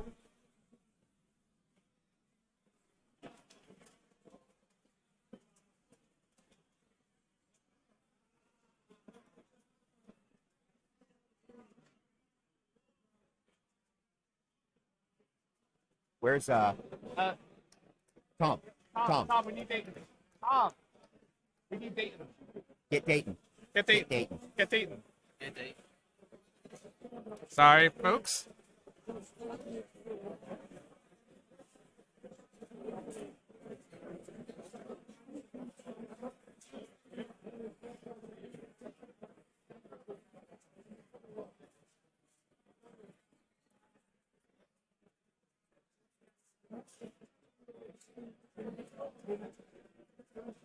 So here we have going into combat phase. Very important combat between our Kronspine and our dragons.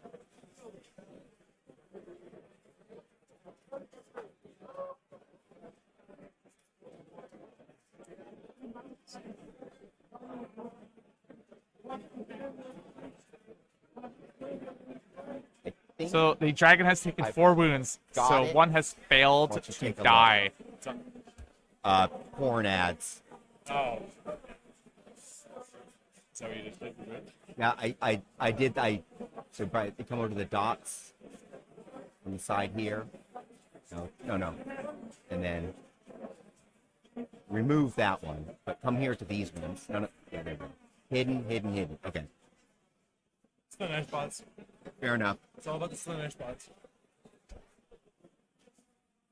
So our Okay, a little Kronspine excitement on the stream. Sorry, folks.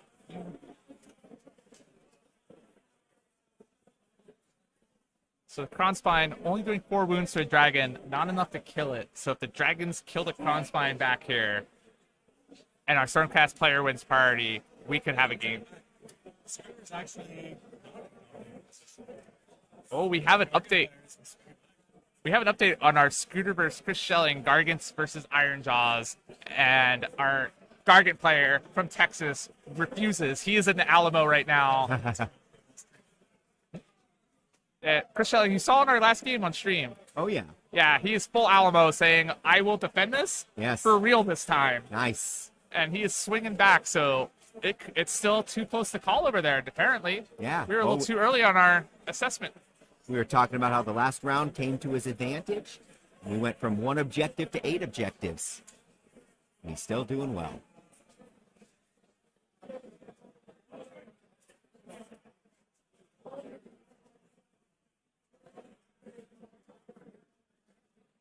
So there we go, a couple wounds into the blues. Anthony picking some up, putting down his brimstones. 20 wounds in that unit total. Oof.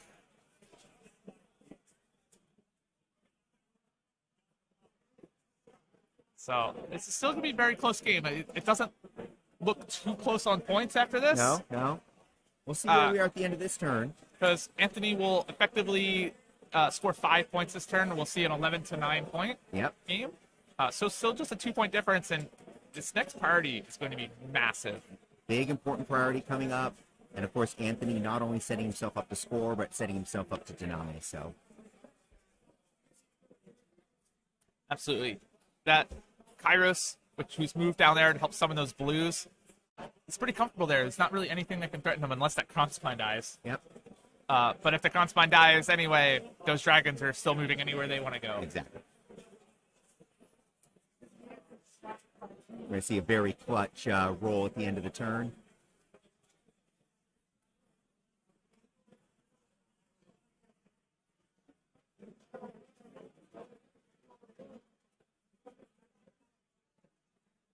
It looks like the Conspine did not de-level here. So the Conspine's still alive. Amazing.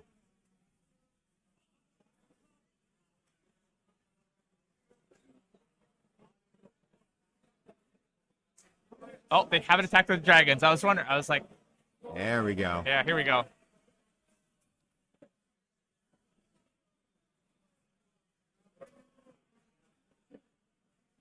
So we still have the pile-in attack with the dragon here. He's measuring to see if he can pile 2 of those dragons in to potentially deny that, but deny the objective over there. If he could have gotten 2 dragons on the objective with the pile-in, Yep. he could have held Anthony to just a hold 1. Nice. So instead, he's just going to sit back. See if he can do the business. And here we go.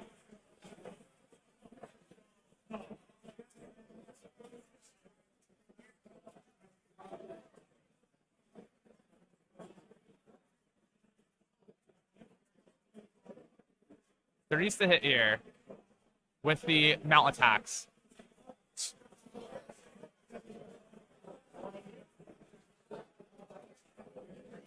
Five at Ren 2.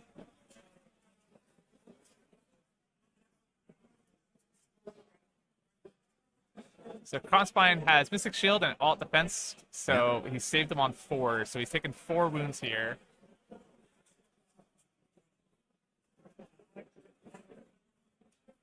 And here come the Ones. Warblades. Oof. Yeah.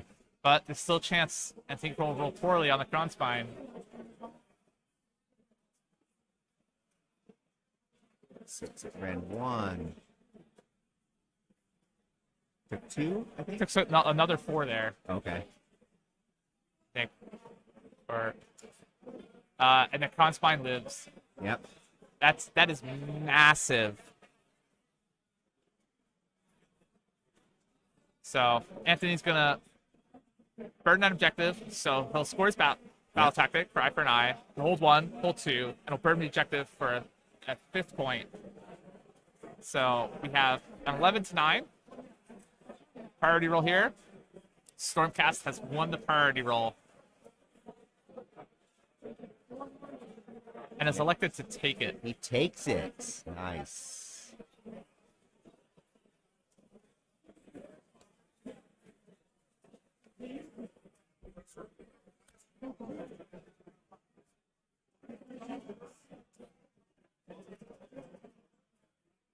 So Stormcast player taking a second to take a look at the table state.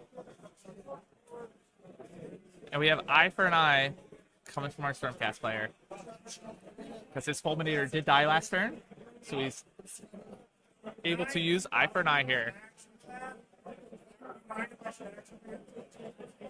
Now here we go for Proving Ground, up to Anthony as he strokes his beard. Seems to come out with some pretty solid tactics every time he does that, so we could be It something seems to see work. something happening right now.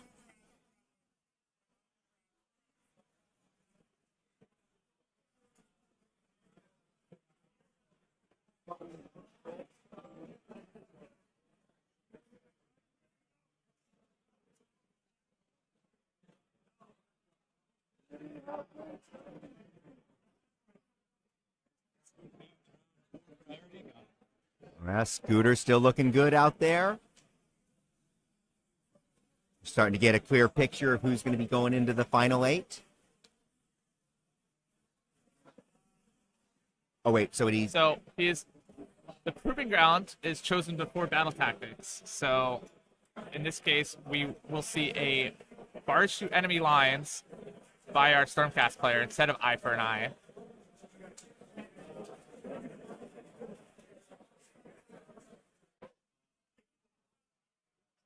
So Stormcast player still controls all 4 objectives on the left-hand side. That top right one is burnt. and what and then the the- 2 right-hand objectives are the burnt ones, right? No, the one with the Chaos Spawn on it is still in play. Ah, okay. But the one with the blue hearts on it has been burnt. Got you. So we have the second from the right on the bottom has been burned, and the top right. And here we go. A big rally. 3 protectors are back here.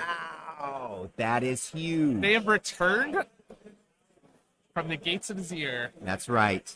Sigmar is smiling upon this table. reforged. Actually, it might have even been a play by Tzeentch. You never know. You never know. Mysterious ways.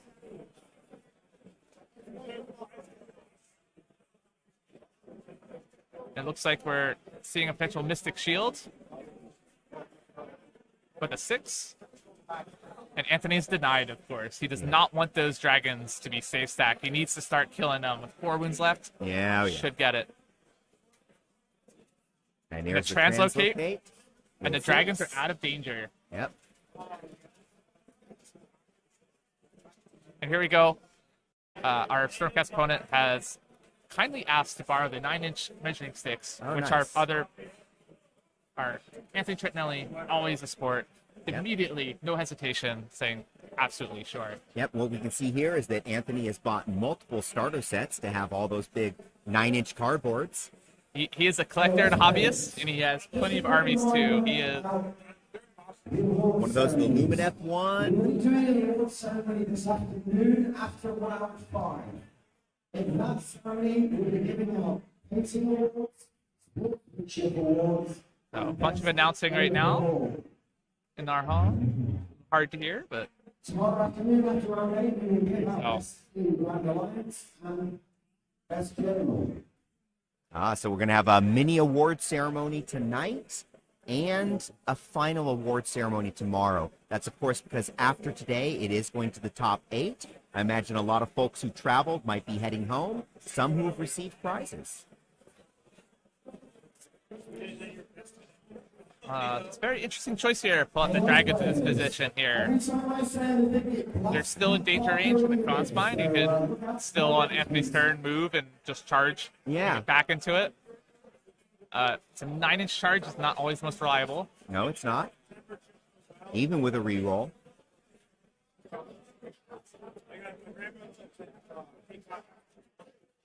And I haven't seen any other moves. I'm not sure if this is all of the movement. What else? What else would he move, really? Well, the protectors, because Oh, they yeah? burnt that objective. That's gone. And I wonder if And, he's uh, considering these The characters to be a Relictor screen. and the Castellan. It's That's a moved a little expensive bit more. screen.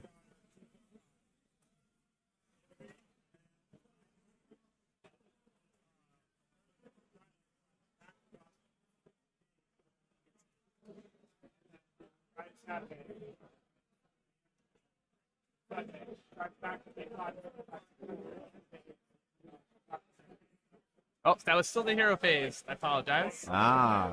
Not sure. Must have been something from the Relictor. I'm not familiar enough with these Castellans and Relictors. Right?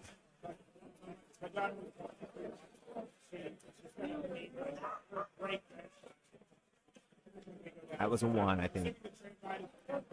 Yeah. So the Gnashing Jaws moved, and they need a 2-up in order to do Mortal Wounds to Protectors. And Anthony rolled a 1. That's it. End of story.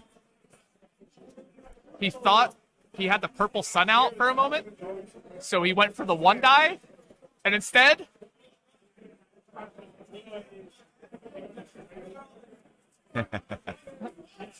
It's not a purple sun, Anthony! Chris is in a very good position on the pitch. So, Really? we have a redeploy out of Lord of Change. We might see some corn in the finals. Ooh, that's a spicy exciting. meatball. Yeah. Corn got a nice buff in the latest White Dwarf. So, Tell you, they're looking like a pretty fun army right now. oh, if you haven't played Corn with a Scarbrand, Oh, you yeah? haven't really played Age of Sigmar. Oh, man. I wish. Living the dream. My wife has a beautiful corn demon army, but I don't get to play with it. So he's auto-running the Castellan to get within an inch of the objective, so we can burn that one up top. Wait. Oh, march good. randomly lines, yes. Yeah. So he's got the Castellan, and he's got the Protectors, so they'll be able to score his battle tactic. Yep. He's spent his command point to auto-run the Castellan, so he can burn that top left. Yep. So he'll have 3 of the 6 objectives right now. So he needs... John needs to get another one of these objectives right now in order to take it. We might have these objectives backwards on who burn them. It might be one of the blue horrors might actually be in play still. Right. I mean, the way they're acting, it seems that way, right? Yeah, we heard before that they had burnt that one. Yeah, so it might just be the 2 right ones then. Or they're not putting a cool marker down or something. If that's the case, then those dragons, it looks like he wants to get the charge in on the blue horrors. So that way Anthony cannot get within an inch of that objective to burn it. Right. To make sure that Anthony doesn't have the ways to get back into the game of scoring those extra points. Our Stormcast player is playing the deny game right now. Yes. He's up in points, Very and he's smart. finding every way he can to deny his opponents from scoring. Very smart. Can't score yourself, just stop your opponent from getting those points. And in a point differential game, every point matters.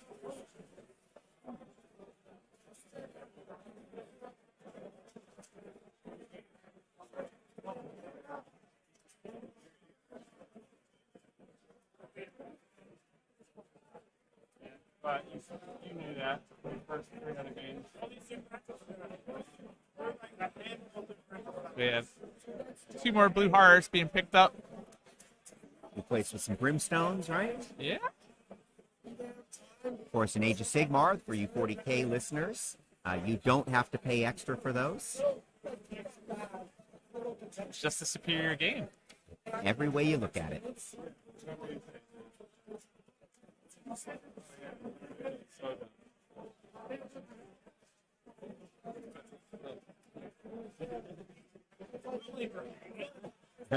You're like, whoops. Yeah. We've got Ridge and Jordan to our right who have finished up their games. Nice.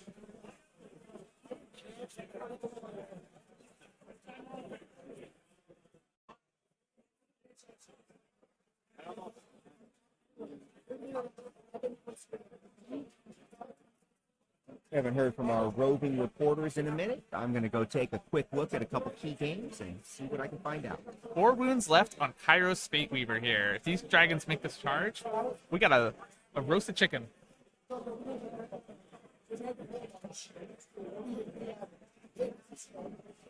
Here we go. Dragons need a 9.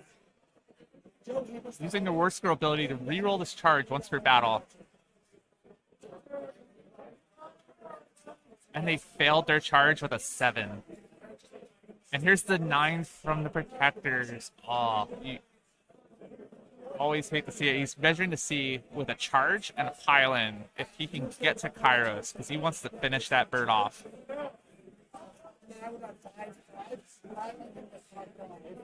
Fortunately, Kairos is 12 away, so even with a 9-inch charge to the Lord of Change, that the 3-inch pile-in afterwards will not quite get him where he needs.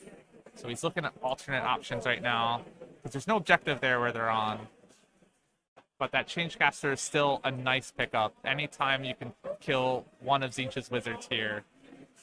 He won't be able to take this objective because there's 2 monsters on it. But he will be able to kill this Changecaster and say, you have to now deal with me over here. Because if you don't put your mortal wounds over here, I'll have your objective this turn.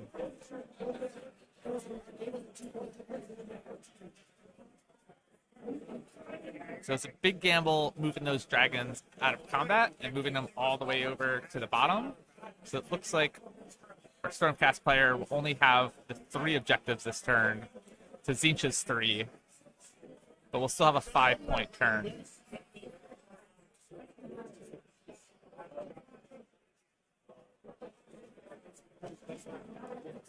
So first combat, we have the Protectors going into the Changecaster. Changecaster is -1 to hit because he is a Tzeentch Demon. So all Tzeentch Demons wholly within 12 of the Tzeentch Demon in the Tzeentch army are -1 to hit with melee. So we have an all attack in response to that -1 to hit. So we'll be back to hitting on 3s.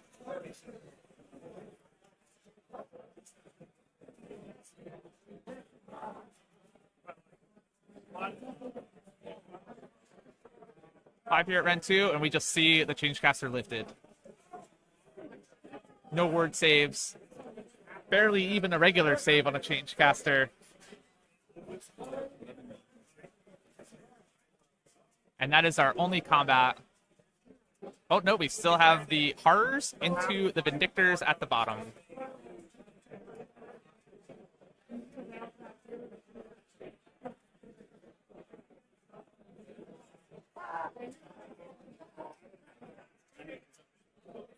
We've got Rich here finished up his game. Oh, yes. Special guest Rich. What's up, y'all? How's it going?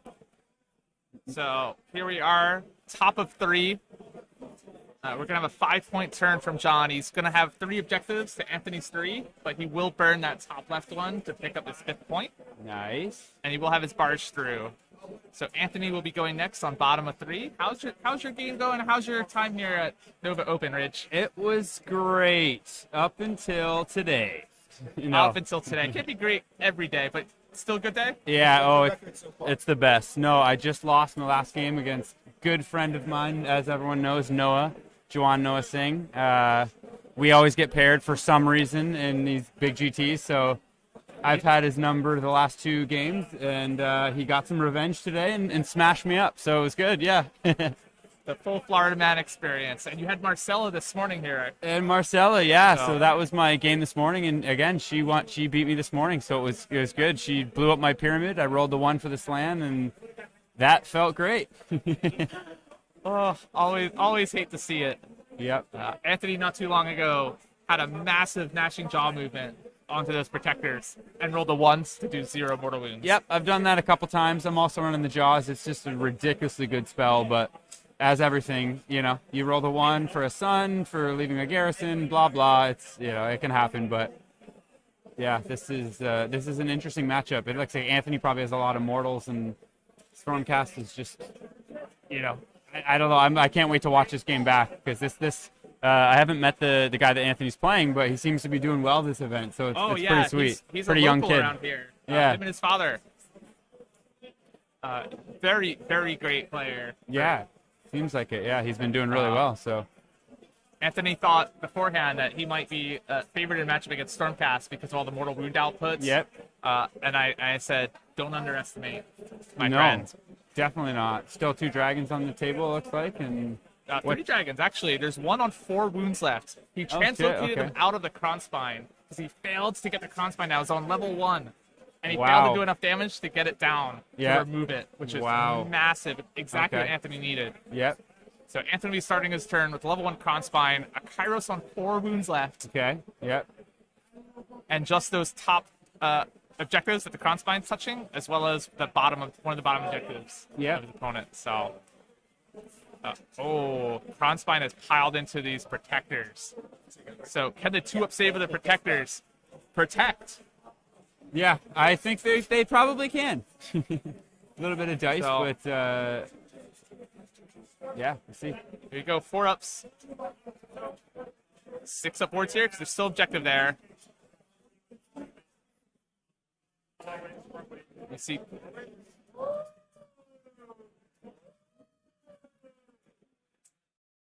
And one more save here at Ren 3. And saves it. The protectors have protected their asses.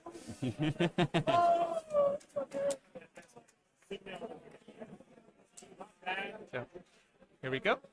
This game is too hot. It attracted porn ads. Yes, I love it. Yeah, it's a bit of a technical difficulty earlier, but We're going to blame that on having Tzeentch on the stream. Yeah, that could be it. yeah, we did have a Slaanesh player up there fighting for a top 8 spot, and wasn't on stream, but found a way on anyway. Yeah, exactly. Yeah, I watched him too. Yeah, Farming the Depravity. It's a good list. Running around with the Louch on too, something you don't usually see with the great or what is it? Oh yeah, he's running the Forge Roll, the Soul Feaster Yeah. Keeper, which is on a 105 mil smaller base. Yeah, So we can launch on it Yeah, and get extra movement. cheeky. Very clever play. So Yeah, you get big that time. in your base, and also a Sigvald off of a Deep Strike. Yep. All sorts of ways to threaten you and get right in your face. There's for been a lot of extra cool attack. lists like here, especially like like even Leo's list with the Slan allied into the Stormcast with all the dragons. Like there's a lot of cool tech with the meteor and Who'd have thought Slan's so good? Just put yeah, him in any really. list, right? I know. Come on. I think it's one of those things we're like, what, a month and a half past the new GHB, so everybody's getting there, sort of getting into the new rules. They had a chance to play with lists. Yeah. And like you said, now we're seeing a lot of very interesting combos. Big time. Yeah. There's always those players that just bring, they'll ally in certain tricky tech pieces and stuff like that. So I'm going to get a quick update on our battle tactic here and see where our players stand, make sure that objective was burnt. It's all you, Rich. You got to fill the airwaves now. Yes. What's up, everybody? Yeah. So I had there's a little RTT tomorrow, so I wasn't originally going to play in it, but now you maybe are. now. Yeah, I did the classic, win the first 3 games on Saturday, and then 2 tight games this morning, like today. So Yeah, they lost. sounded tight. Yeah, they were, and it's like in this. And there's no shame losing to top players. No, and in this kind of differential, when you're 3-1 and you know the top 8 is where it is, like you have to smash your opponent. So Noah and I were both playing very, very much on the turn 2 prio. So I fully committed that if I would have won turn 2 prio, I would have tabled him. If he would have won turn 2 prio, there's a good chance he tabled me. I rolled a 3, he rolled a 4, and yeah, he What was that final got it done. It was big. I pretty much had like my Basilodon Slan left at the end of turn 2. Everything else was dead. So yeah, Beast of Chaos, good. Is that plugged in? OJ's Battle Mage. OJ's Battle Mage casts a spell, crits on bounded with an 8. Okay. To D6 wounds, kill this Battle Mage. Wow. Give me the Love stats. to Let me hear it. update the stream here. So we have an update. So before, when I said we would score 5 points, that was before the Kronspine piled in on those protectors, which means he went off that objective. So Stormcast maintained control of that objective. So we have a 6-point turn from Stormcast because he did burn the top left. So it's actually 12. I cannot hear right now, Dayton. So we're getting an update on our audio situation. I don't know what's going on table. It's not 11, it's 12. So he got 6 points for Stormcast, so he's up to 17 now. Oh, I see. Jesus, that's huge. So the top left and the top right objectives are both burnt. And then that bottom objective that has nothing on it between the Chaos Spawn and the Dragons is burnt as well. So there's only 5 objectives in play right now. Wow. And Stormcast controls 30 of them. Yes. Is it his turn right now? It is Anthony's turn. He is still deciding battle tactic. When you're down by 8 points and only control 2 of the 5 objectives, Yeah, it doesn't matter how many chickens you have left. It's still tough, but Yeah, especially you've got a level 1 Kronspine already stuck in combat with protectors. So you're Yeah. gonna have to put some spells in there to clear them. is the Change Caster still alive? Is he The somewhere? Change Caster got absolutely deleted. Okay. There was yeah, one that- protector left. Rallied Yeah. 3 guys back from the storm, reforged from Sigmar. Oh God. Nice. Anthony rolled the 1 on the Gnashing Jaws. Didn't Yeah, do any so mortal that's- wounds. Oh God. And they charged at Chain Caster and said, "You're gone." So we've got some audio back. Anthony will absolutely able to pick up this objective here where he's pointing at. Yep. Anyways, I'm gonna jump off here, guys. I got White Claws to drink, so Yeah. Great good, seeing good you, chatting Rich. with everybody. And And if anybody ever wants yeah. to see more of Ridge, he's usually regular on the Season War channel. I am, and it's been great just meeting, chatting with everyone here. It's been fucking awesome just seeing everyone. So, cheers. Have a good. As I say at the end of the bet reps, have a good week, everybody. Oh, CA. See ya. Sorry about that. Sorry. See you guys. Thank you, Rich. That's awesome having you over here. Hey there, for just a minute, you had 2 expert commentators, and now you're back to Emma. So 0. So Anthony Okay. had a lot of big decisions to figure out. You know, we've only got 5 objectives on the table. Yep. 2 very comfortably in Stormcast hands. Those bottom left ones comfortably Stormcast. But Anthony is also potentially on a double. This is bottom of 3. Right? And still a lot of points to make up. He can definitely burn that bottom right one, which is still in play, as Chaos spawns on. Yep. And we still have at least an hour of gameplay left. And again, since the stream started a little late, I imagine we'll give him a few extra minutes. We,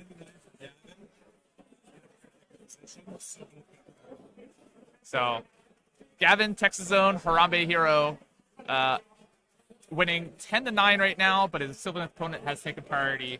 So, Gavin played Sylvaneth on stream round 1 against the Owen Jackson. Yes. Absolute wholesome individual from overseas. It was. It was an amazing, amazing game to watch. Of course, we got to see the players, their body reactions, how pleasant everyone was. Oh, now we're we go. physically removing the physically objectives removing- just to make it clear to Yeah. what's going on. So Anthony has been trying to work out what he needs to do this turn, and the number of objectives Was messing him was up. messing him up. So now we have a better physical representation here.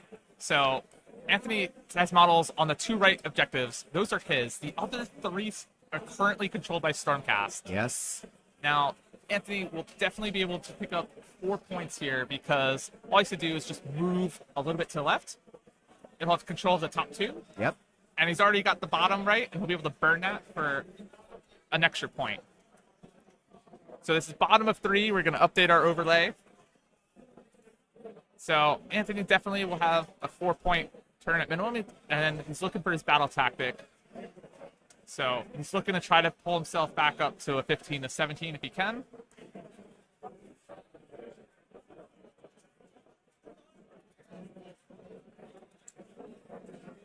And it sounds like our audio's out again. Yeah. So I'm not sure on a battle tactic here yet. I suspect that the batteries may have gone dead in the actual units out on the floor. So I will get an update on that now that we're into the mix of it.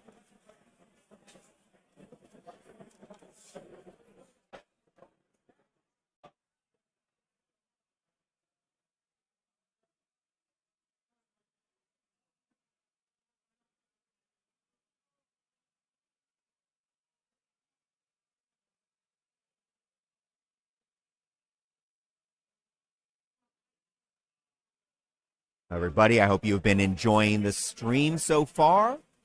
Emma up there getting a little update. Our audio feed from the table has gone dead right now, but very close, very exciting game. Well, not close, but certainly a very exciting and interesting game.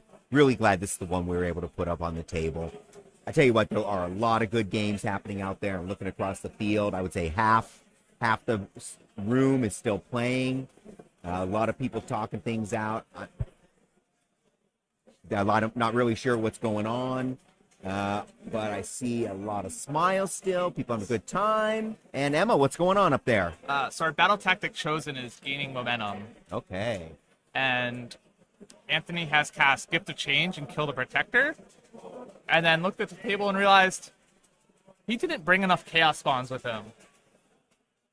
So he doesn't have a Chaos Spawn to actually put on the table there. Oh, no. And it looks like he's not going to put one down or look for one. So he's just going to continue on. So fortunately, when you have an army that just keeps adding more models to the table, so Tzeentch, Beast of Chaos have this too. Yep. I tell you, when I bring my Nurgle along, I often have more models in my summoning pool just to make sure I have the right stuff for the right moment. Absolutely. You end up bringing 2 armies with you sometimes. Pretty much. Man, I like to put them all on my display board too. My opponent's like, ah!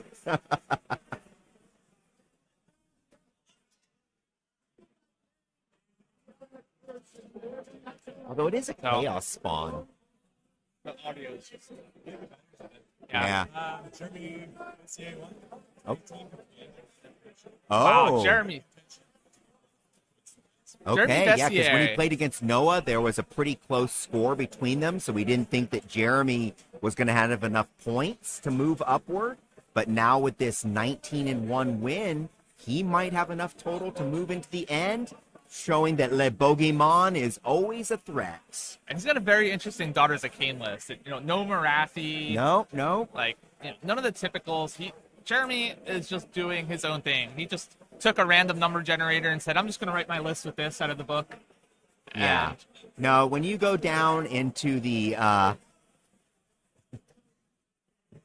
oubliette of iniquity that is his dungeon and gaming area, you can follow the Venn diagram to victory. One of the secrets is having every single army in the game and playing them all on a regular basis.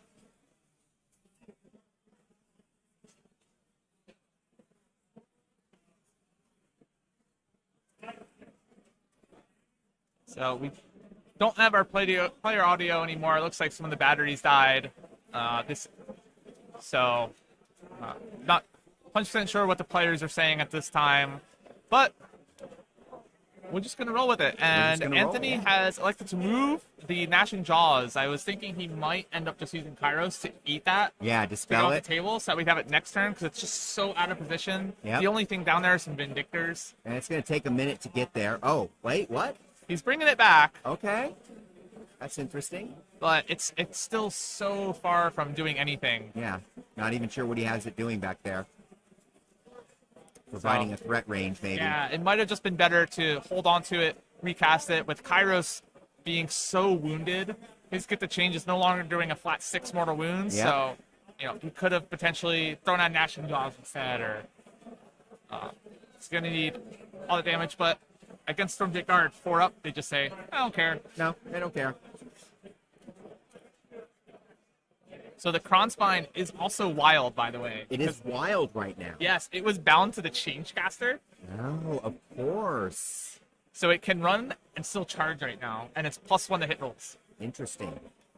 So Interesting. Anthony Now- looking to get back into the Dragons, and potentially the entire Stormcast army is Now, right there. There was some controversy earlier in the year about whether a Kronspine in a wild state conflicts with your own models in trying to score an objective.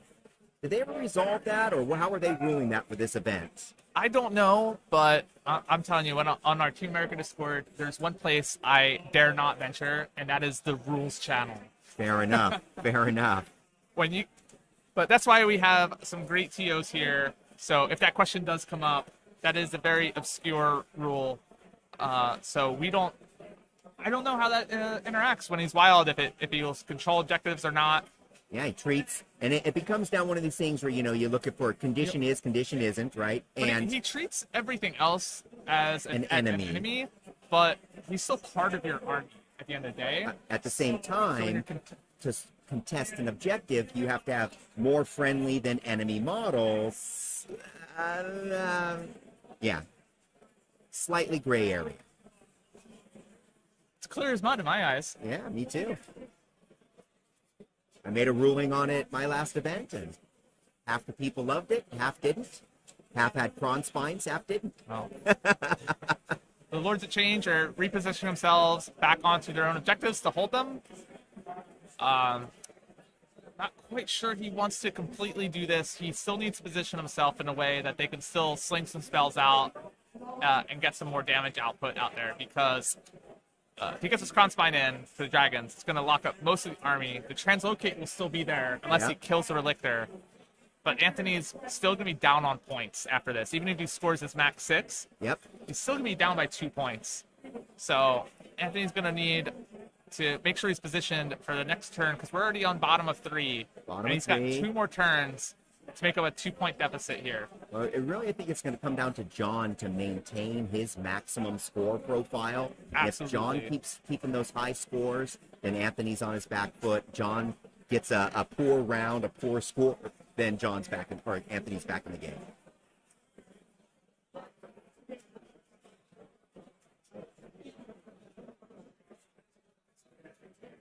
This could be another one where it comes down to grand strategy. Both of them have take what's theirs, which is have more units wholly within your opponent's territory, which is effectively a table halves.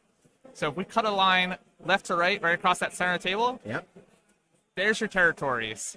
Oh, yeah. And it's not more units from your starting army. So that does give Anthony a slight edge where all of these chaos spawns and horrors that he summons still count for his grand strategy. Is that so? Wow, it doesn't have to be starting army? No. That's Just interesting. have more units wholly within your opponent's territory than they have in theirs. Interesting. So we Anyone already can do it. we already have 3 in there, down to pretty much most of what's left of the Stormcast army at this point. Yeah. They both look like they're running on fumes. Yep. But Not sure how many summoning points are sitting in reserve, but I don't think it's a lot. it's definitely not a lot because he's only getting 5 spellcasts a turn right now, Max, yeah. and he needs 10, and he already brought in 10 blues last turn. So Yep. we're not going to see any summon this turn, but potentially we should see 10 more blue horrors next turn, and that should be it for the summoning for the rest of the game then. I would expect. Oh, and he might be 1 down. Didn't he miscast 1 spell? So he might did, be but he at can- 4. But he'll be able to cast next turn too. Yeah, so put him at 9. He'll have a total of 10 more spellcasts for the rest of the game right now, if both birds are still alive. Yeah, so either way, it looks like at most he gets 1. So here we go. We here do we have enough horrors because he has had them for enough turns. He had the Carrick Acolytes, the 1 unit at least turn 1. right, the yeah, Change Caster was that's alive. So Yeah, we didn't take into account how many points were left after the last summoning. but he'll need both his birds alive, I think, to potentially get another summon on turn 5. Oh, yeah. And he is getting points from all of the spellcasts from that Castellan right now. Nice. He's been throwing out Mystic Shields. Well, that's right. Yep. When it's been successful. Might even be letting a few of those slide through just to get the points. Yeah. Is that Mystic Shield? Yeah, we can let that slide. Not on the Dragons.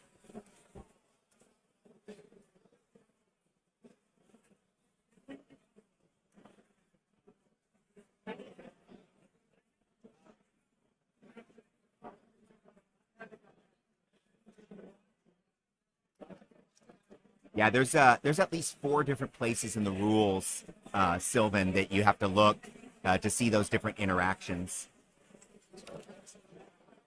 So, what I always like to do is stuff like that. If it's real controversial, I print out all that stuff, get them all side by side, and you use a highlighter and a notepad to start working out the if conditions, right? Permissive rule set. So you got to look at what is permitted specifically, rather than what is presumed.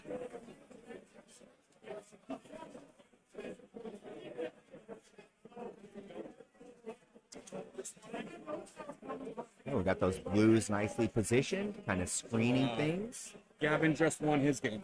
Jump right on in here. Excellent. Perfect. We got Mike Vaginos back with another update from the field. Yeah, guys, we just walked around the tables there, and I just saw Gavin and Bill shake hands. Gavin ended up pulling out the win. Wow, yes. I think the raw score was, 30-19, so it was a pretty big late game push to table and finish off. But yeah, no, that's our first one in. There's a couple really close ones in grinders. Obviously, this stream looks really great. It's got some potential too, which is cool to see. Very nice, very nice. Thank you, sir.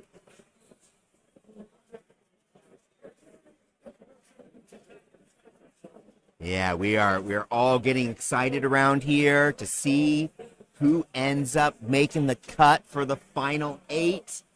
Already pretty clear that we're going to have some pretty top players in there. I mean, this entire field is pretty brutal. I think there are 3 ITC winners in the field out here, many GT winners out in the field here, many best of faction, best of sub-faction winners. So a lot of top players. And at the same time, plenty of beginners, new players, people the first time they've been in an event. There's a whole team here that I think traveled up from, I heard it was North Carolina, all of them in their first GT together. So pretty exciting stuff.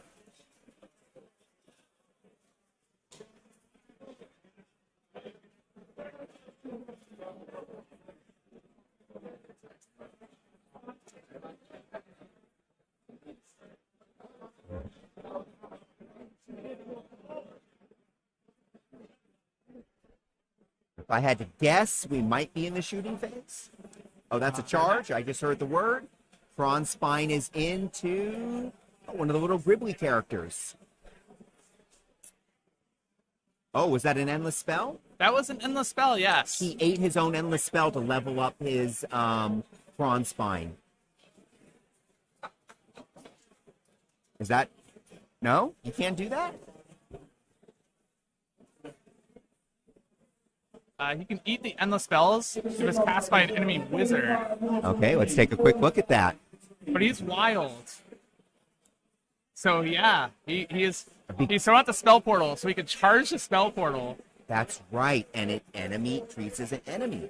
And then eating the spell portal. That's some tricky stuff. Huh. Maybe it's not all bad when you go wild. Very interesting. So Anthony throwing out the big brain plays here to get that con spine up to a level 2 so he can come into the dragons. The question is he going to go into the Relictor at all, or is he going to go everything in the dragons to try to get that level, another level up?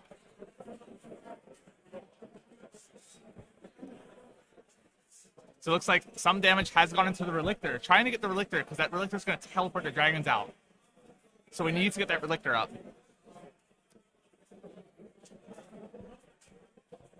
Super solid.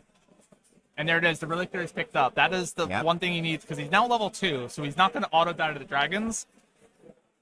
Back. But the Relictor is the one thing that will get the dragons back into the game.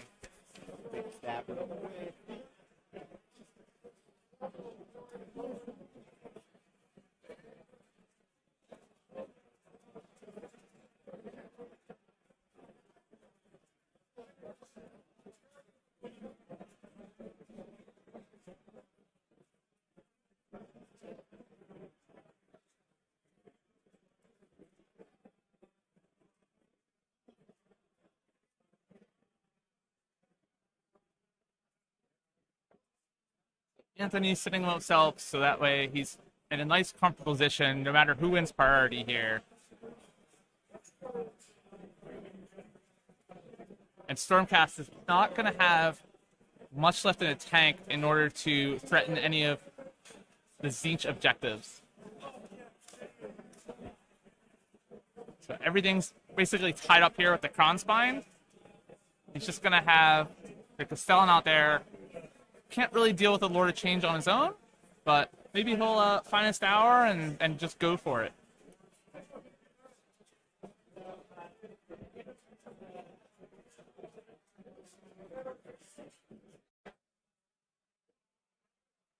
Anthony may even decide not to burn that objective down there, so that way he can hold 1, hold 2, hold more on the next turn as well, because he doesn't have much to threaten his other objectives.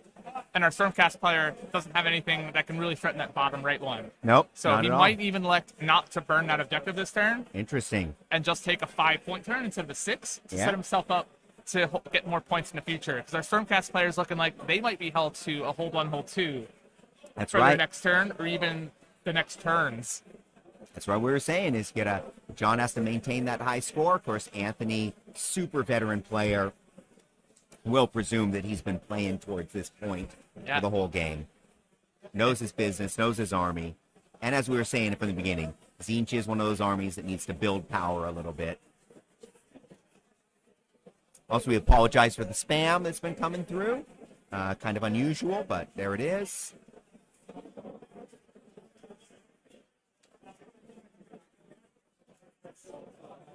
So our players talking now. I'm going to get an update where they're at. Our audio from their players Okay, is non-existent. Let's go see what's happening.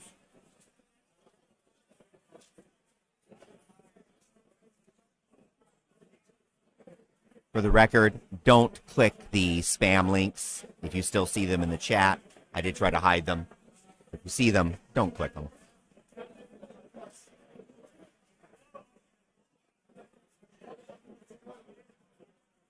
Oh, judge called to the table.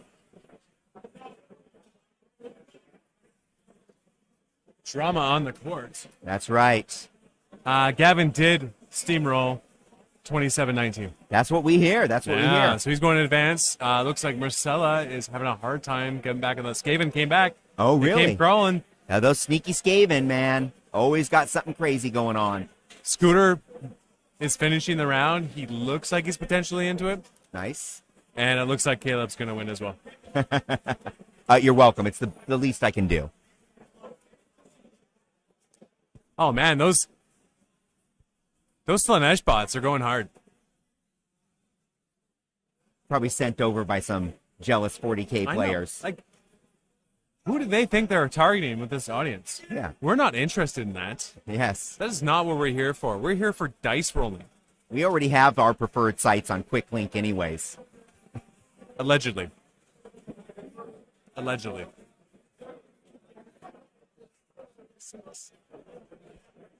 And as predicted. As we all saw on the camera, Emma giving us the heads up with the big numbers of fingers. Using the highest technology available here. If it was me, I'd be doing smoke signals probably. All right, quick update here. So the bottom right objective was burnt. So he has chosen to burn it for the extra point this turn. So we are seeing a 2-point difference. Very curious to burn that one. I would have potentially liked to see him hold on to it. Yeah. Because Anthony's got very little tools to threaten those other objectives of Stormcast. And Stormcast now doesn't really have many tools to threaten any of Anthony's. No. So it would have given Anthony that 1-point edge for turn 4 and turn 5 to catch up and tie the game up. Yep. Well, again, I think it's really going to come down to John's next turn. If he can score high, I think he's got this game down. And if he holds himself only to 2 or 3 points, then all of a sudden Anthony has a pretty strong chance here. and John was looking for to get that priority roll, and he went fishing for a real great roll, and he rolled a 1. Yes. But yeah. Anthony responded with another 1. Yep, So yep. it did go to our Stormcast player here for priority. He is going to take it and choose eye for an eye for his battle tactics. So he does need to kill a unit. Okay. There's not a lot of battle tactics left that are that easy for him because he did do the barge, he did do desecrate. So we are now in the scraping the bottom of the barrel on the battle tactics to try to find what it is we can still score. Right. Yeah, that's why you got to save those easy ones for the end. So this is still extremely tight, and this could even come down to grand strategy. And they both have take what's theirs for having more units wholly within their opponent's territory. Anthony has his big old chickens very well protected, safely guarding his home objectives with a screen of blue horrors there. Not that anything can touch him, because that army is tied up with the crown spine. I'm sorry, what did you say the battle It tactic is was? eye for an eye. He needs to kill a unit, any old unit. I'm expecting it might be some of the brimstones that are down on the bottom right, or even the chaos spawn there. He is positioning to get those bolt storm crossbows into something down there. Oh, yeah, I see it. There's a lot of really weak. I think there's just 6 brimstones down there. But Might be an easy not target, a not deceptive always target. a guarantee though. No. We'll see if he can pull it off. That Kron spine continues to be a threat. Up a threat, down a threat, but a threat. It ain't over till it's over. No. I Turning am- out to be a very tight, close game at the end here. We do see the Lord Castellan just kind of hiding back there.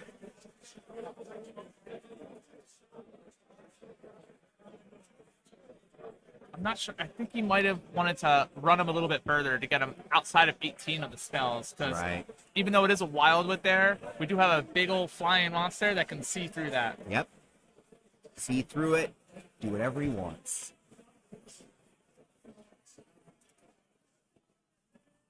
Looks like we do have some shooting. The dragons did have to breathe into the Kronspine. And the Bolt Storms are looking to shoot those Brimstones. And Anthony's pulling 3 Brimstones from the front to make the charge harder on those Vindictors that are still down there. But they're there. They're there. Nice. There's no objective there to note. 6-inch charge. No problem. What he needs? They're Galician vets, so they will be able to fight effectively in 2 ranks. They'll have the 3-inch pile in, Yep. so they should be in. The big old question is, as always, is dragons versus Kronspine. There's a dragon left on 4 wounds. Yes. He doesn't have the tools. He doesn't have that +1 save. Nope. Doesn't have the Mystic Shield. Nope. We could finally see another dragon die. Maybe. Maybe 2. It's a level 1 Kronspine who's +1 to hit because he's wild. Yes. It's still a threat. Still dangerous.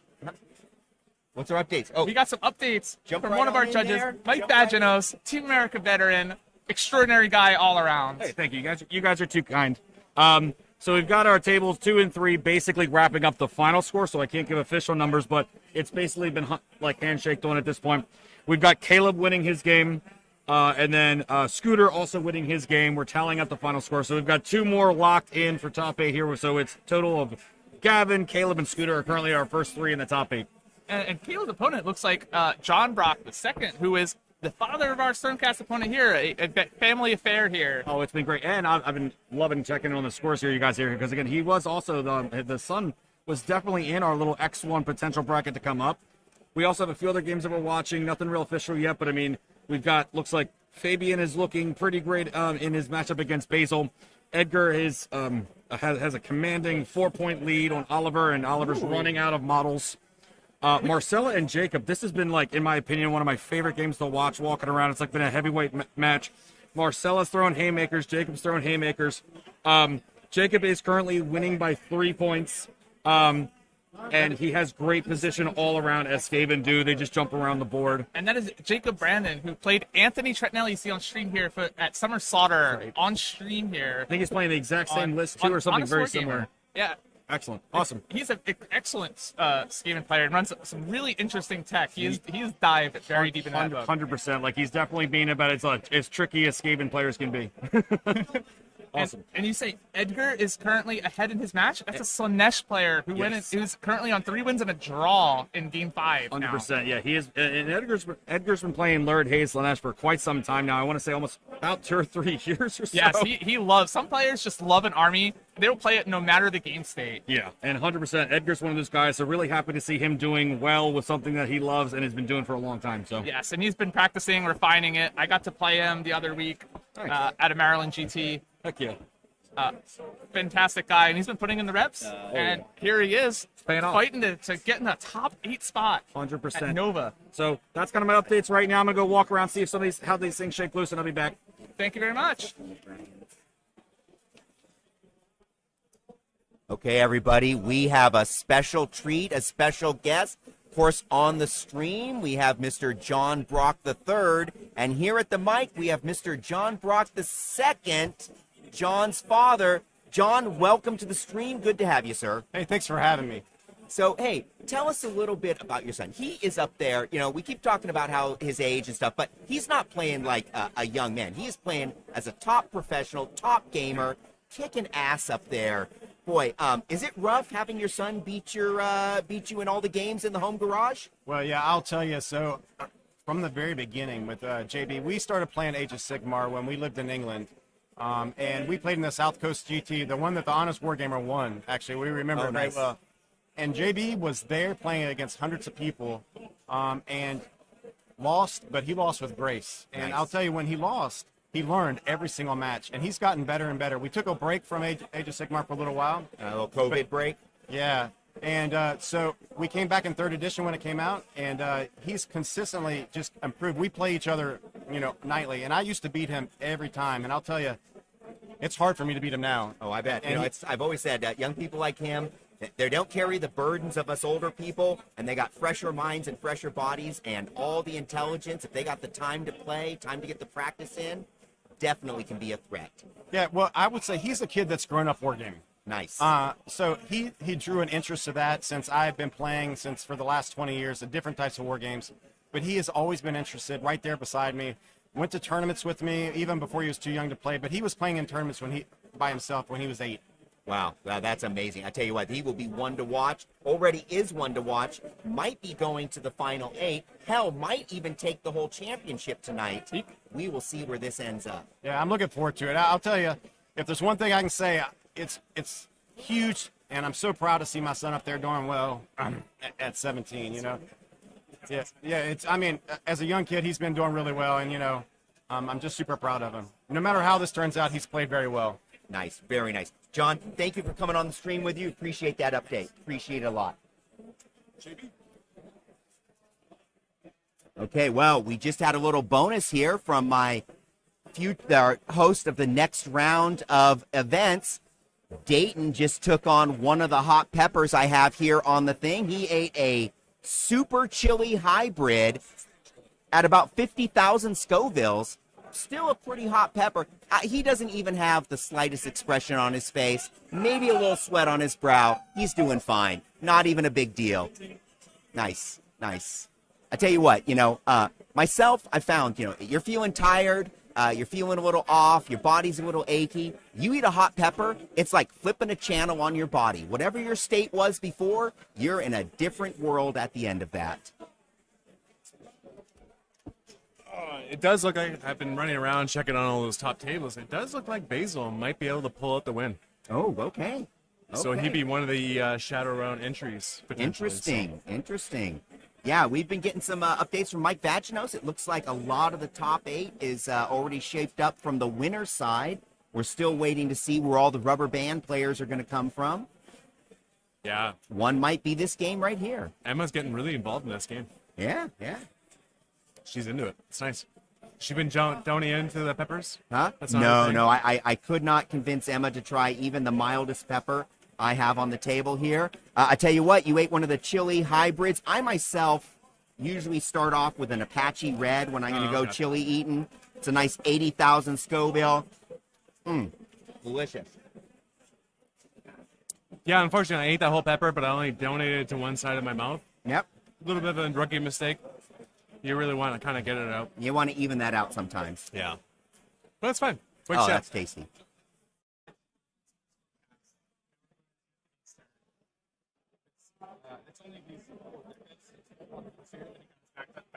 Okay. So we're just going to try to get Anthony's foul tactic. We'll see. Okay, so a little update from Emma. 4-point turn for John. Not bad. Sure, he would have liked a 5-point turn, which probably would have locked it in. But even as it is, I'm Still a super close game. yeah, still possible for Anthony to pull it off. Gonna be a tall task. Now it makes sense of why you're back here. What's going on? Well, I can't go up and normally I get to watch him. It's doing well. He got beat so many times when he's young, but he's gotten so good. I think I lost 3 games to It's a good feeling. Come on. It's a good feeling. I got kids of my own. I'm waiting for that day. My wife plays as well, so. you less than the era right there. They don't have an option. They want to hang out with dad. They're going to play Smash. We got some more of the Slanesh bots hitting us pretty hard. Feel free to engage in those sites. You never know what you're going to find. It's a phone bonus. I feel like I've discovered most things out there, so I wouldn't really be surprised. And yeah, that pepper's gone. Pepper's out. It's nice. Sometimes you need coffee, sometimes you need a pepper. Yeah. I like these ones that don't burn for too long, like these ones. Thin wall peppers, not too much meat. Yeah. But it will be Tom Guan and I are for Game 6. That's right. Man, these are long days. They are long days.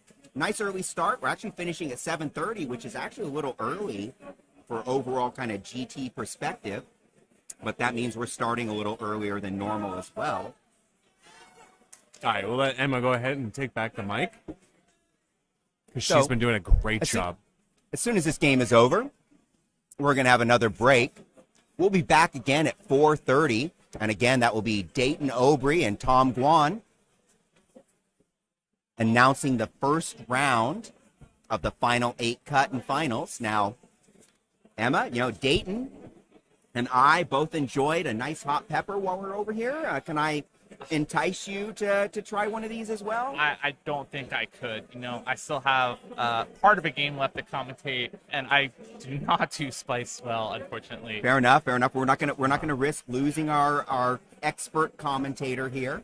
So Anthony's still looking over at table state, trying to figure out his battle tactic. Last I checked, but it looks like he's going into spellcasting. That bottom right objective is not there. So we only have 4 objectives in play. Key thing is if the Kronspine is able to kill both of these dragons, it can also pile in and take that objective. Oh yeah. And then he'll score hold 1, hold 2, hold more. Yep. So there's a dragon on 1 wound left, which is not something you want to see as a Stormcast player here. No, not at all. In fact, even though he's still behind by 6 points, Anthony is not looking in that bad of a position right now. He's looking in pretty solid board state. Now, either way this game goes, it's not going to be a big, huge point differential. So I pretty much think that either one of these, whoever wins, is probably not going to make that final cut. They need a bigger swing, I think. A little bit of rule sharing. Rule, counter rule. So every tool in your kit comes into play at this level of play.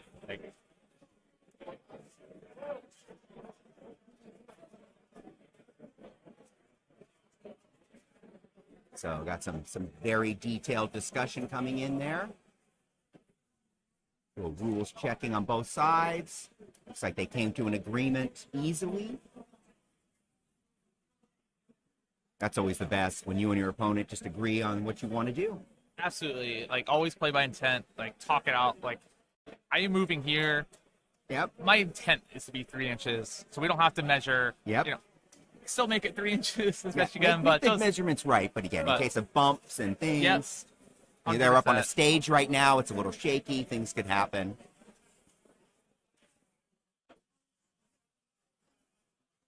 Now, of course, as we look across the hall, we have a dragon dying from Tzeentch's Firestorm. He failed the 4-up. Anthony had 3 mortal wounds, which he made 2 of those. Now, here's the question. Was that the right call? Because now there's 1 dragon left on objective at full health. Yep. If the Kronspine fails to kill that 1 dragon, it won't level up. Oh, So interesting. a little play. Do you leave that 1 dragon at 1 wound? So Where all you you're have to do is guaranteed to just level a up. single wound left. Yep. Just get 1 through. Or do you just put as much damage as you can into it and hope that he fails all his 4-ups and you can get even more in? Guess it depends on the actual strategy you're playing against. So it's back. Yeah, there it Nom is. nom nom nom gnashing Nom, nom, nom, jaws. nom. Gnashing jaws. So he'll be able to move it 3d6 and be able to re-roll that movement this turn.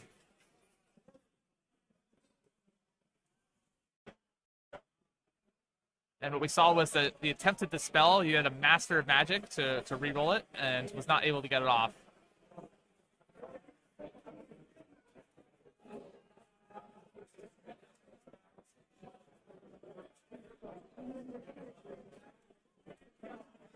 Yep, so Gavin ended up with a 14-point win. Oh my goodness. It's back. He has put the Umbral Spell Portal back out, so that way the Kronspine can attempt to eat it with his Monstrous Rampage again. Yep. Brilliant. Brilliant move. Mr. Trentinelli pulling out all the tricks. All the shenanigans. You might think he even planned this. It's all according to Tzeentch's plans there. You are right.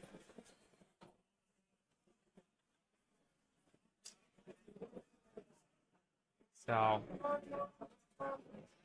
every spell that Anthony gets off and every ounce of damage he gets through is starting to look like our Stormcast player may run out of steam here. He's only got Lord Castellan at the top left, a single dragon tied up with a Kronspine, 4 Boltstorm Judicators Yep. on the bottom, and then 4 Vindictors that are not on objective right now and Nope. are very well screened out by blue horrors. Yep. So they have become pretty much useless right now. Yeah, that's what good way to put it.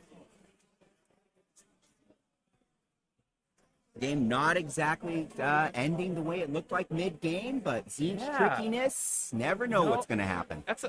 So Stormcast came out hot as Yeah. they needed to. Very They tried to strong. because the longer the game goes on, the more bodies start summoning with horrors, Yep. the more Tzeentch has in its tank. And if you can't deal with those 2 chickens No. you see at the top of your screen early on, they're over 400 points each. 400 points for Yeah. lure change, and even more for Kairos there. Yeah, you really wanted one of them dead no later than turn 3. Ideally, turn 2, you've dropped one. And then you got a 400 point Kronspine, so Yeah. Anthony still has pretty much all of his tools and utility. Yep. Whereas our Stormcast player just has just one of his dragons. Yep. His Castellan not in range to give him any +1 save. The Relictor expertly sniped off by the Kronspine.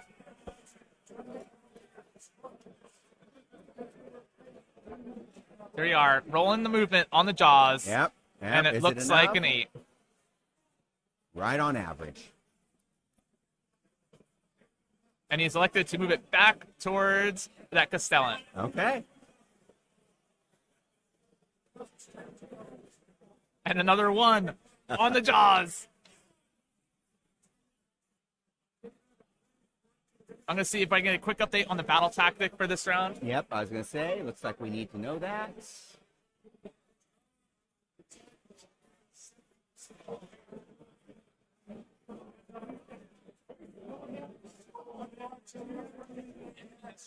Desecrate the land of Sigmar. So Desecrate coming through for Anthony. This is another great tool here of saving these easier to score ones Yep. as long as you can for when you're in a scrap. Yeah, Desecrate being one of those especially ones. Save it, save it, save it. So Desecrate, you just need to control a piece of terrain that is touching your opponent's territory. So all 3 of those pieces of terrain and then across the center of your screen are all eligible to be desecrated. That's right. So he has moved Kairos. Oh, there it is. So either way, he's got his tactic because Yep. he's controlling all 3 of those. Yes, he is. Yes, he is.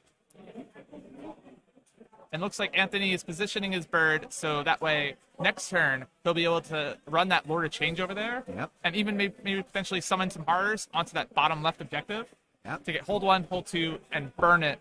Set up a big finish to this game. Yeah, so that's potentially a 6-point turn ahead of us. Potentially tying Potentially. the game at round 4. But I think this turn will likely just see, if this dragon dies, we'll see a 5-point turn from Anthony. He'll be Yeah. able to pile in, kill the dragon, and then outnumber those Judicators. If the dragon lives, it'll be a 4-point turn for Anthony. Yep, yep. So But- close at the end here. Very clutch. Again, it's going to really come down to what can John score in this next turn. And also deny Anthony. Priority's going to be pretty big because Yeah. Anthony's in great position to just score his grand strat as well. He's got 2 Chaos Spawns. You can see, even though there's no objective down there, he has started running that Chaos Spawn to the bottom right Yep. to say, I'm going to be alive, and you're going to have to kill all these Chaos Spawns in order to deny my grand strat for having more in your territory. So just spreading them out. Yeah, I'm pretty sure if he double turns now, he's going to be able to close the door on John. I think the lights will set on a double turn by Anthony, but props to him for holding in there, keeping such a close game. So close. I mean, really, John has been ahead this entire game. And if Anthony pulls it off, it's going to be by a point or 2, I think. Still very close. So And as John they say, wins priority. He'll score potentially 3 points, maybe, not including a tactic, because he'll have his bottom left. He'll be able to auto run that that Lord Castellan onto that objective that Anthony just left and potentially burn it Yeah. and get 3 points there. I don't know if he'll be able to score any battle tactics, but if Anthony wins priority, I think we'll basically see our Stormcast player tabled Yes. I and agree. put him on 21 for the rest of the game. Yeah. Agreed. So it'll be another big priority roll coming up after this turn. As all good games do, coming down So- to just a couple rolls of the dice. Top players playing so tight and so close together. We have a charge of the Blue Horrors. Anthony is saying, you know what? I'm not waiting. This is my objective. Wow. So Wow. Anthony is coming in here, and he is looking to hold one, hold two, hold more this turn, Yep. and desecrate to put him on a 5-point turn regardless. So it doesn't even matter if the dragon dies or not. The dragon cannot do enough damage to kill all of these horrors Yep. and to deal with the crown spine. Yeah, those con spines are so good. Played well, I should say. So we Played will badly, see they're a still open. 1-point game going into the turn 5 priority, which I think either way, Anthony will take the win here. Yeah, it's pretty much looking that way.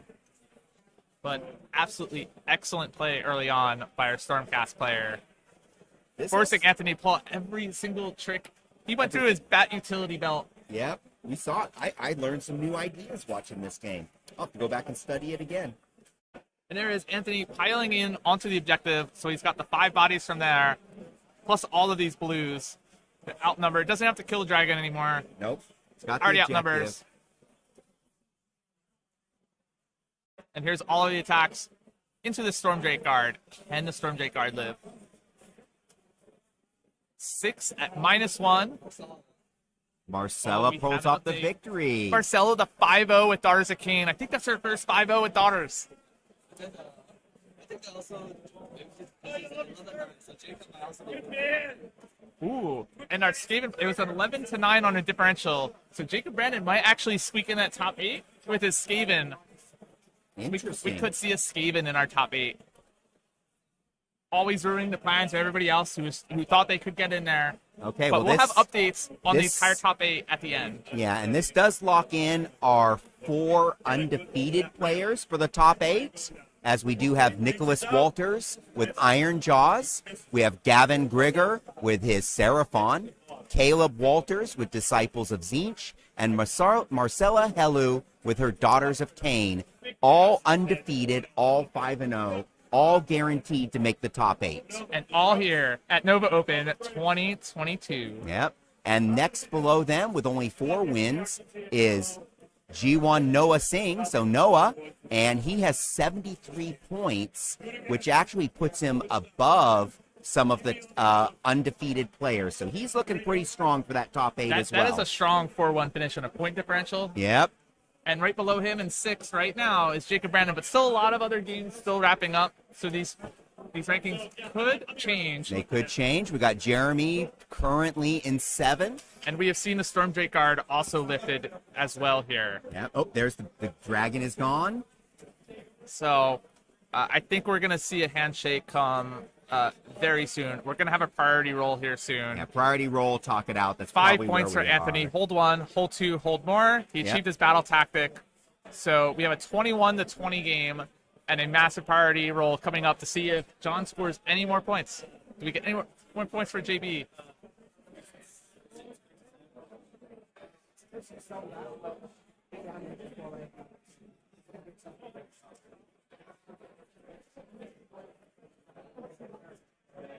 So Anthony has won the priority roll and has obviously chosen taking it because he can eventually put the lights out, put this game away, and he should score. Depending on his battle tactic, we should see a 6-point turn in this game Yep. and achieve his grand strategy. So I'm expecting a 29-21 finish to this game. Yep, that sounds about right. But I'm going to check in just to confirm the battle tactic. But I think the writing's on the wall for a 29-21 finish. We heard it here first. Emma making the prediction.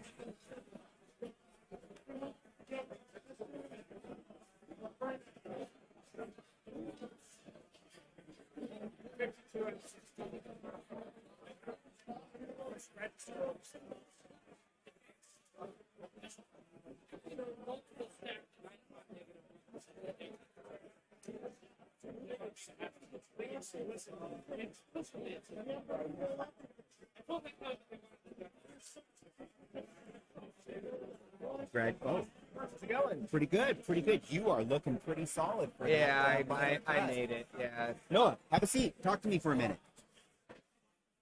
Got Noah in from the tough crowd. I heard you had some pretty tough battles this weekend. Talk to me about your weekend. Sure did. I have an amazing skill of getting paired into the hardest possible player every possible time. That's what I hear. I hear really you good played at it. against multiple ITC champions this weekend. Yeah, first 2 rounds, both had won the ITC. Yeah, okay. Yeah. Good fun start to one's weekend. Played Sergio and Ridge and Josh, all were really good players. Oh, yeah.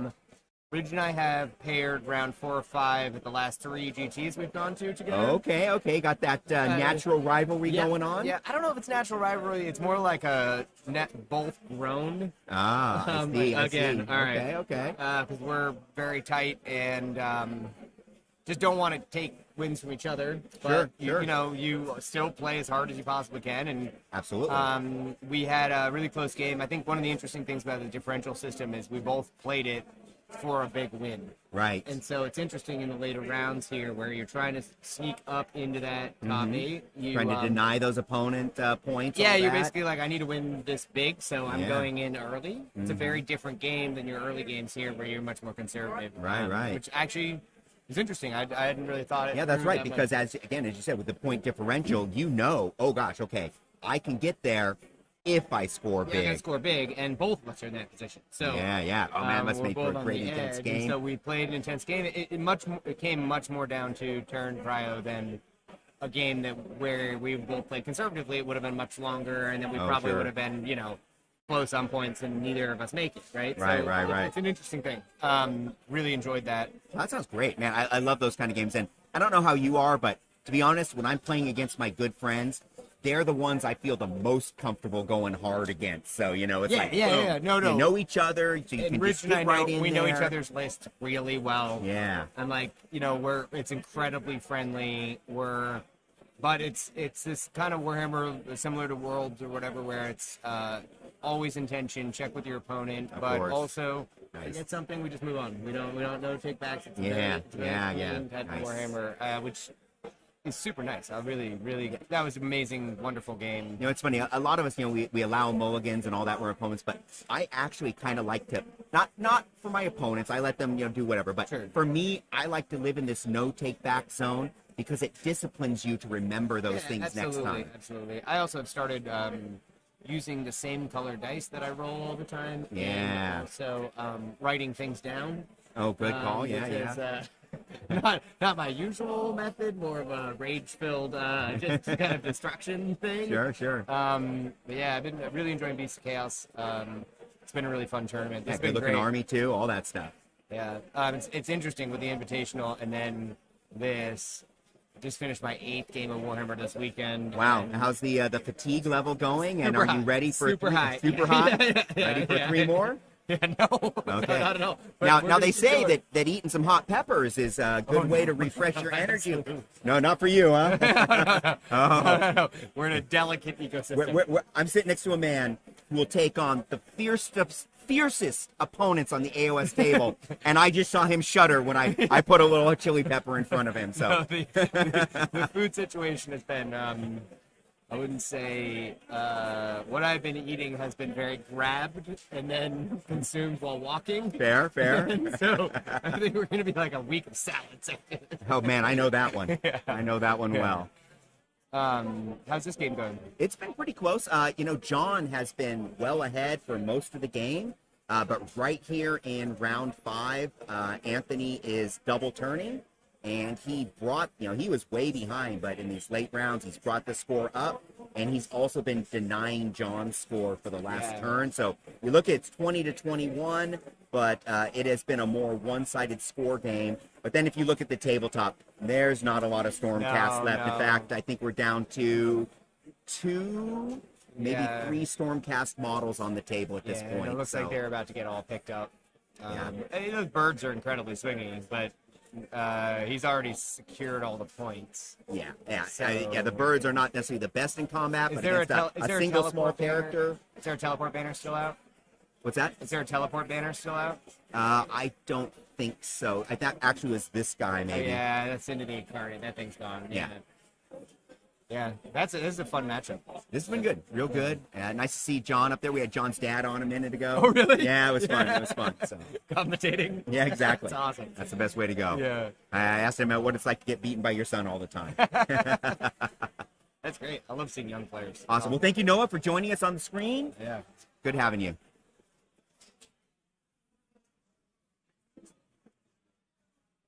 Nobody's me as well as nobody is Noah. There's just absolutely unique character. I did not get an update on the battle tactic. They're very engaged in this game, and you never want to interrupt the player mid-game while concentration. I was trying to find a nice little spot, but very intense.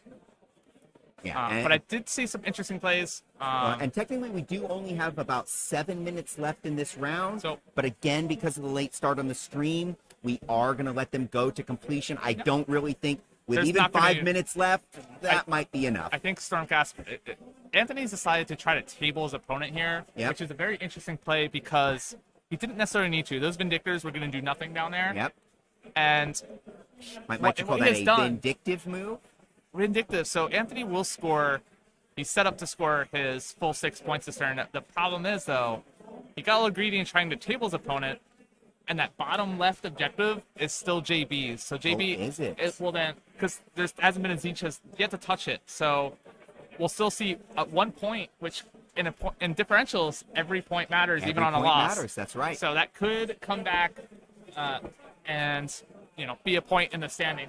Nice. Now, did John get his grand strategy? John will not get his. He will not, because they both have take what's theirs. Yeah. So they need to have more units in their opponent's territory than their opponent has in that territory. Right. So he's.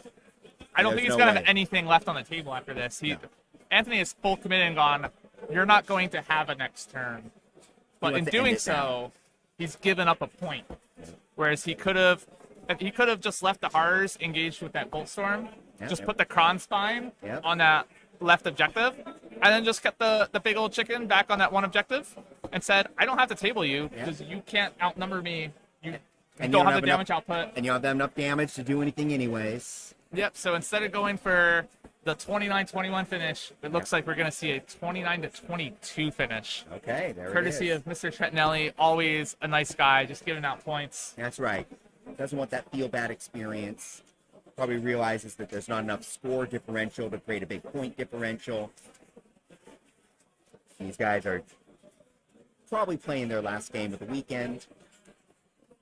I know Anthony is probably sticking around tomorrow. There is a one-day RTT tomorrow. Oh, okay. So, well, maybe they'll be playing in the RTT then. So here at Nova, they did a GT. So it's 3 games on Friday, 2 games today. The top 8 will play round 6 tonight. Okay. And then we'll have our 2 final games tomorrow. All 3 of those final games will be on stream, found here on the Season War channel. Oh, very nice. And in addition, they'll have a one-day tournament tomorrow. So everybody who doesn't make it into the top 4, if it's cut tomorrow, will have the opportunity to play 3 more games that they want tomorrow. Yeah. Not everybody does it. 5 games sometimes is enough. We had some players play an invitational. Yes. So some of these players could be, after today, on 10 games if they made it to the top 6. Now, that is either an amazing, glorious weekend of Warhammer, or it is the most fatiguing experience you've ever had. So, for instance, in our top cut right now, we have Gavin, Caleb, both at 5-0. They both played in the invitational, so they've already played 9, or actually, Caleb did play in the final, so Caleb has played 9 games. Gavin, I believe, played 2 or 3 in the invitational. So Caleb's already on 9 games. Tzeentch's number of games for. Perfect. And I've been looking at the scores here. That's why you saw me scrolling down, and I'm trying to get to where. There it is, 5. And there it is. The first person with an unfinished And here game. we go. There is the handshake. Their players have talked it out. There's nothing left for Stormcast. I'll get the final. Get the final score for us. So as I was saying, looking at the unfinished games, there are still 1, 2, 3, 4 players, 5, 6. So an update there. I talked about the play of not committing to that bottom left objective to deny that 1 point. It wasn't marked for us, and we didn't have player audio, but that was a proving ground. Oh. So JB with the heads-up play, realizing he might not have anything left on the table, but Anthony's not going to have anything that can capture an objective. So guaranteed that he got 1 point in the final round. So our final score, 29-22, going to the Disciples of Tzeentch. Nice. Over the Stormcast, the false god Sigmar. And there it is. Final score, 29. Both players still at the table too, by the way. Just talking it out. Always great when you have a great game against an opponent. Talk it through. What could have been better? What went well? Very nice. Good Always stuff. Classic play for Anthony. Very seasoned player. This was Traveled all over. Yeah, this was a great game. Anthony showed class and style the entire game. Really good tabletop play, above table play. Of course, John. It's easy to point at him as a young man, but I just want to say, top player, top player. Great above table play again. Really a good guy up there. This was a great game. 2 top players. Now, looking at the games that have not finished, there are 6 players who have not finished their games who might get into the top 10, but only if they get at least a 15 point on their differential. 15 to 20 points. So the odds are that our top 8 have been determined.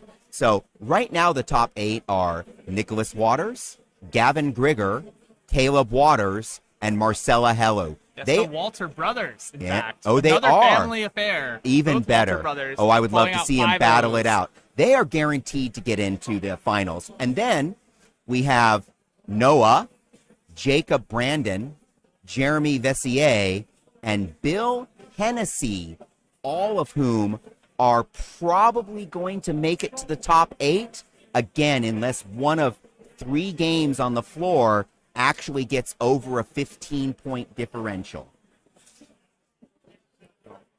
So we'll see how that goes. I hope you have been enjoying this podcast and live stream. This has been John Feuerhelm coming to you from the final round of the Age of Sigmar Championships with my co-host, Emma Mangles. Next, for the first round of the finals, we will have Mr. Tom Guan and Dayton Obrey. Emma Mangles and myself will be back tomorrow morning. And after that, you're going to have Dayton. Oh, excuse me. You're going to have myself and Tom tomorrow morning, and Emma and Dayton taking down the final game, the final championship, the last round with their scintillating commentary. The final? I get to do the final? Hell yeah. We put our only the top right. talent into that final. And you have been doing amazing this weekend. You've been a great partner. Loved working with you on the stream. Absolute This has ditto been a to pleasure. you. We are hugging. New We don't have a buddy, camera new on us. friend. Man, that's the part I love about Age of Sigmar. You come here to meet people, make friends. We didn't even play a game together. We just did the live stream, and we're still friends for we life. hardly even knew each other coming into this, too. That's right. That's right. Well, barely. We just barely talked 2 times on Facebook. That's enough to make lasting friendships at a convention. Yes, it is. So, yes, it is. Beautiful I'm experience. Again, absolutely it's loving been a this pleasure event. getting to know you. And a pleasure broadcasting with you. And Anytime. I am off to the narrative siege battle tonight. Oh, yeah. For the Tear AOS it up. narrative. Tear it up. Don't have to be a competitive player again to come out here, but I'm going to have a lot of fun. We'll look forward to hearing the final tale of the narrative battle tomorrow. And with that, we are signing off for now. Thank you very much, everybody.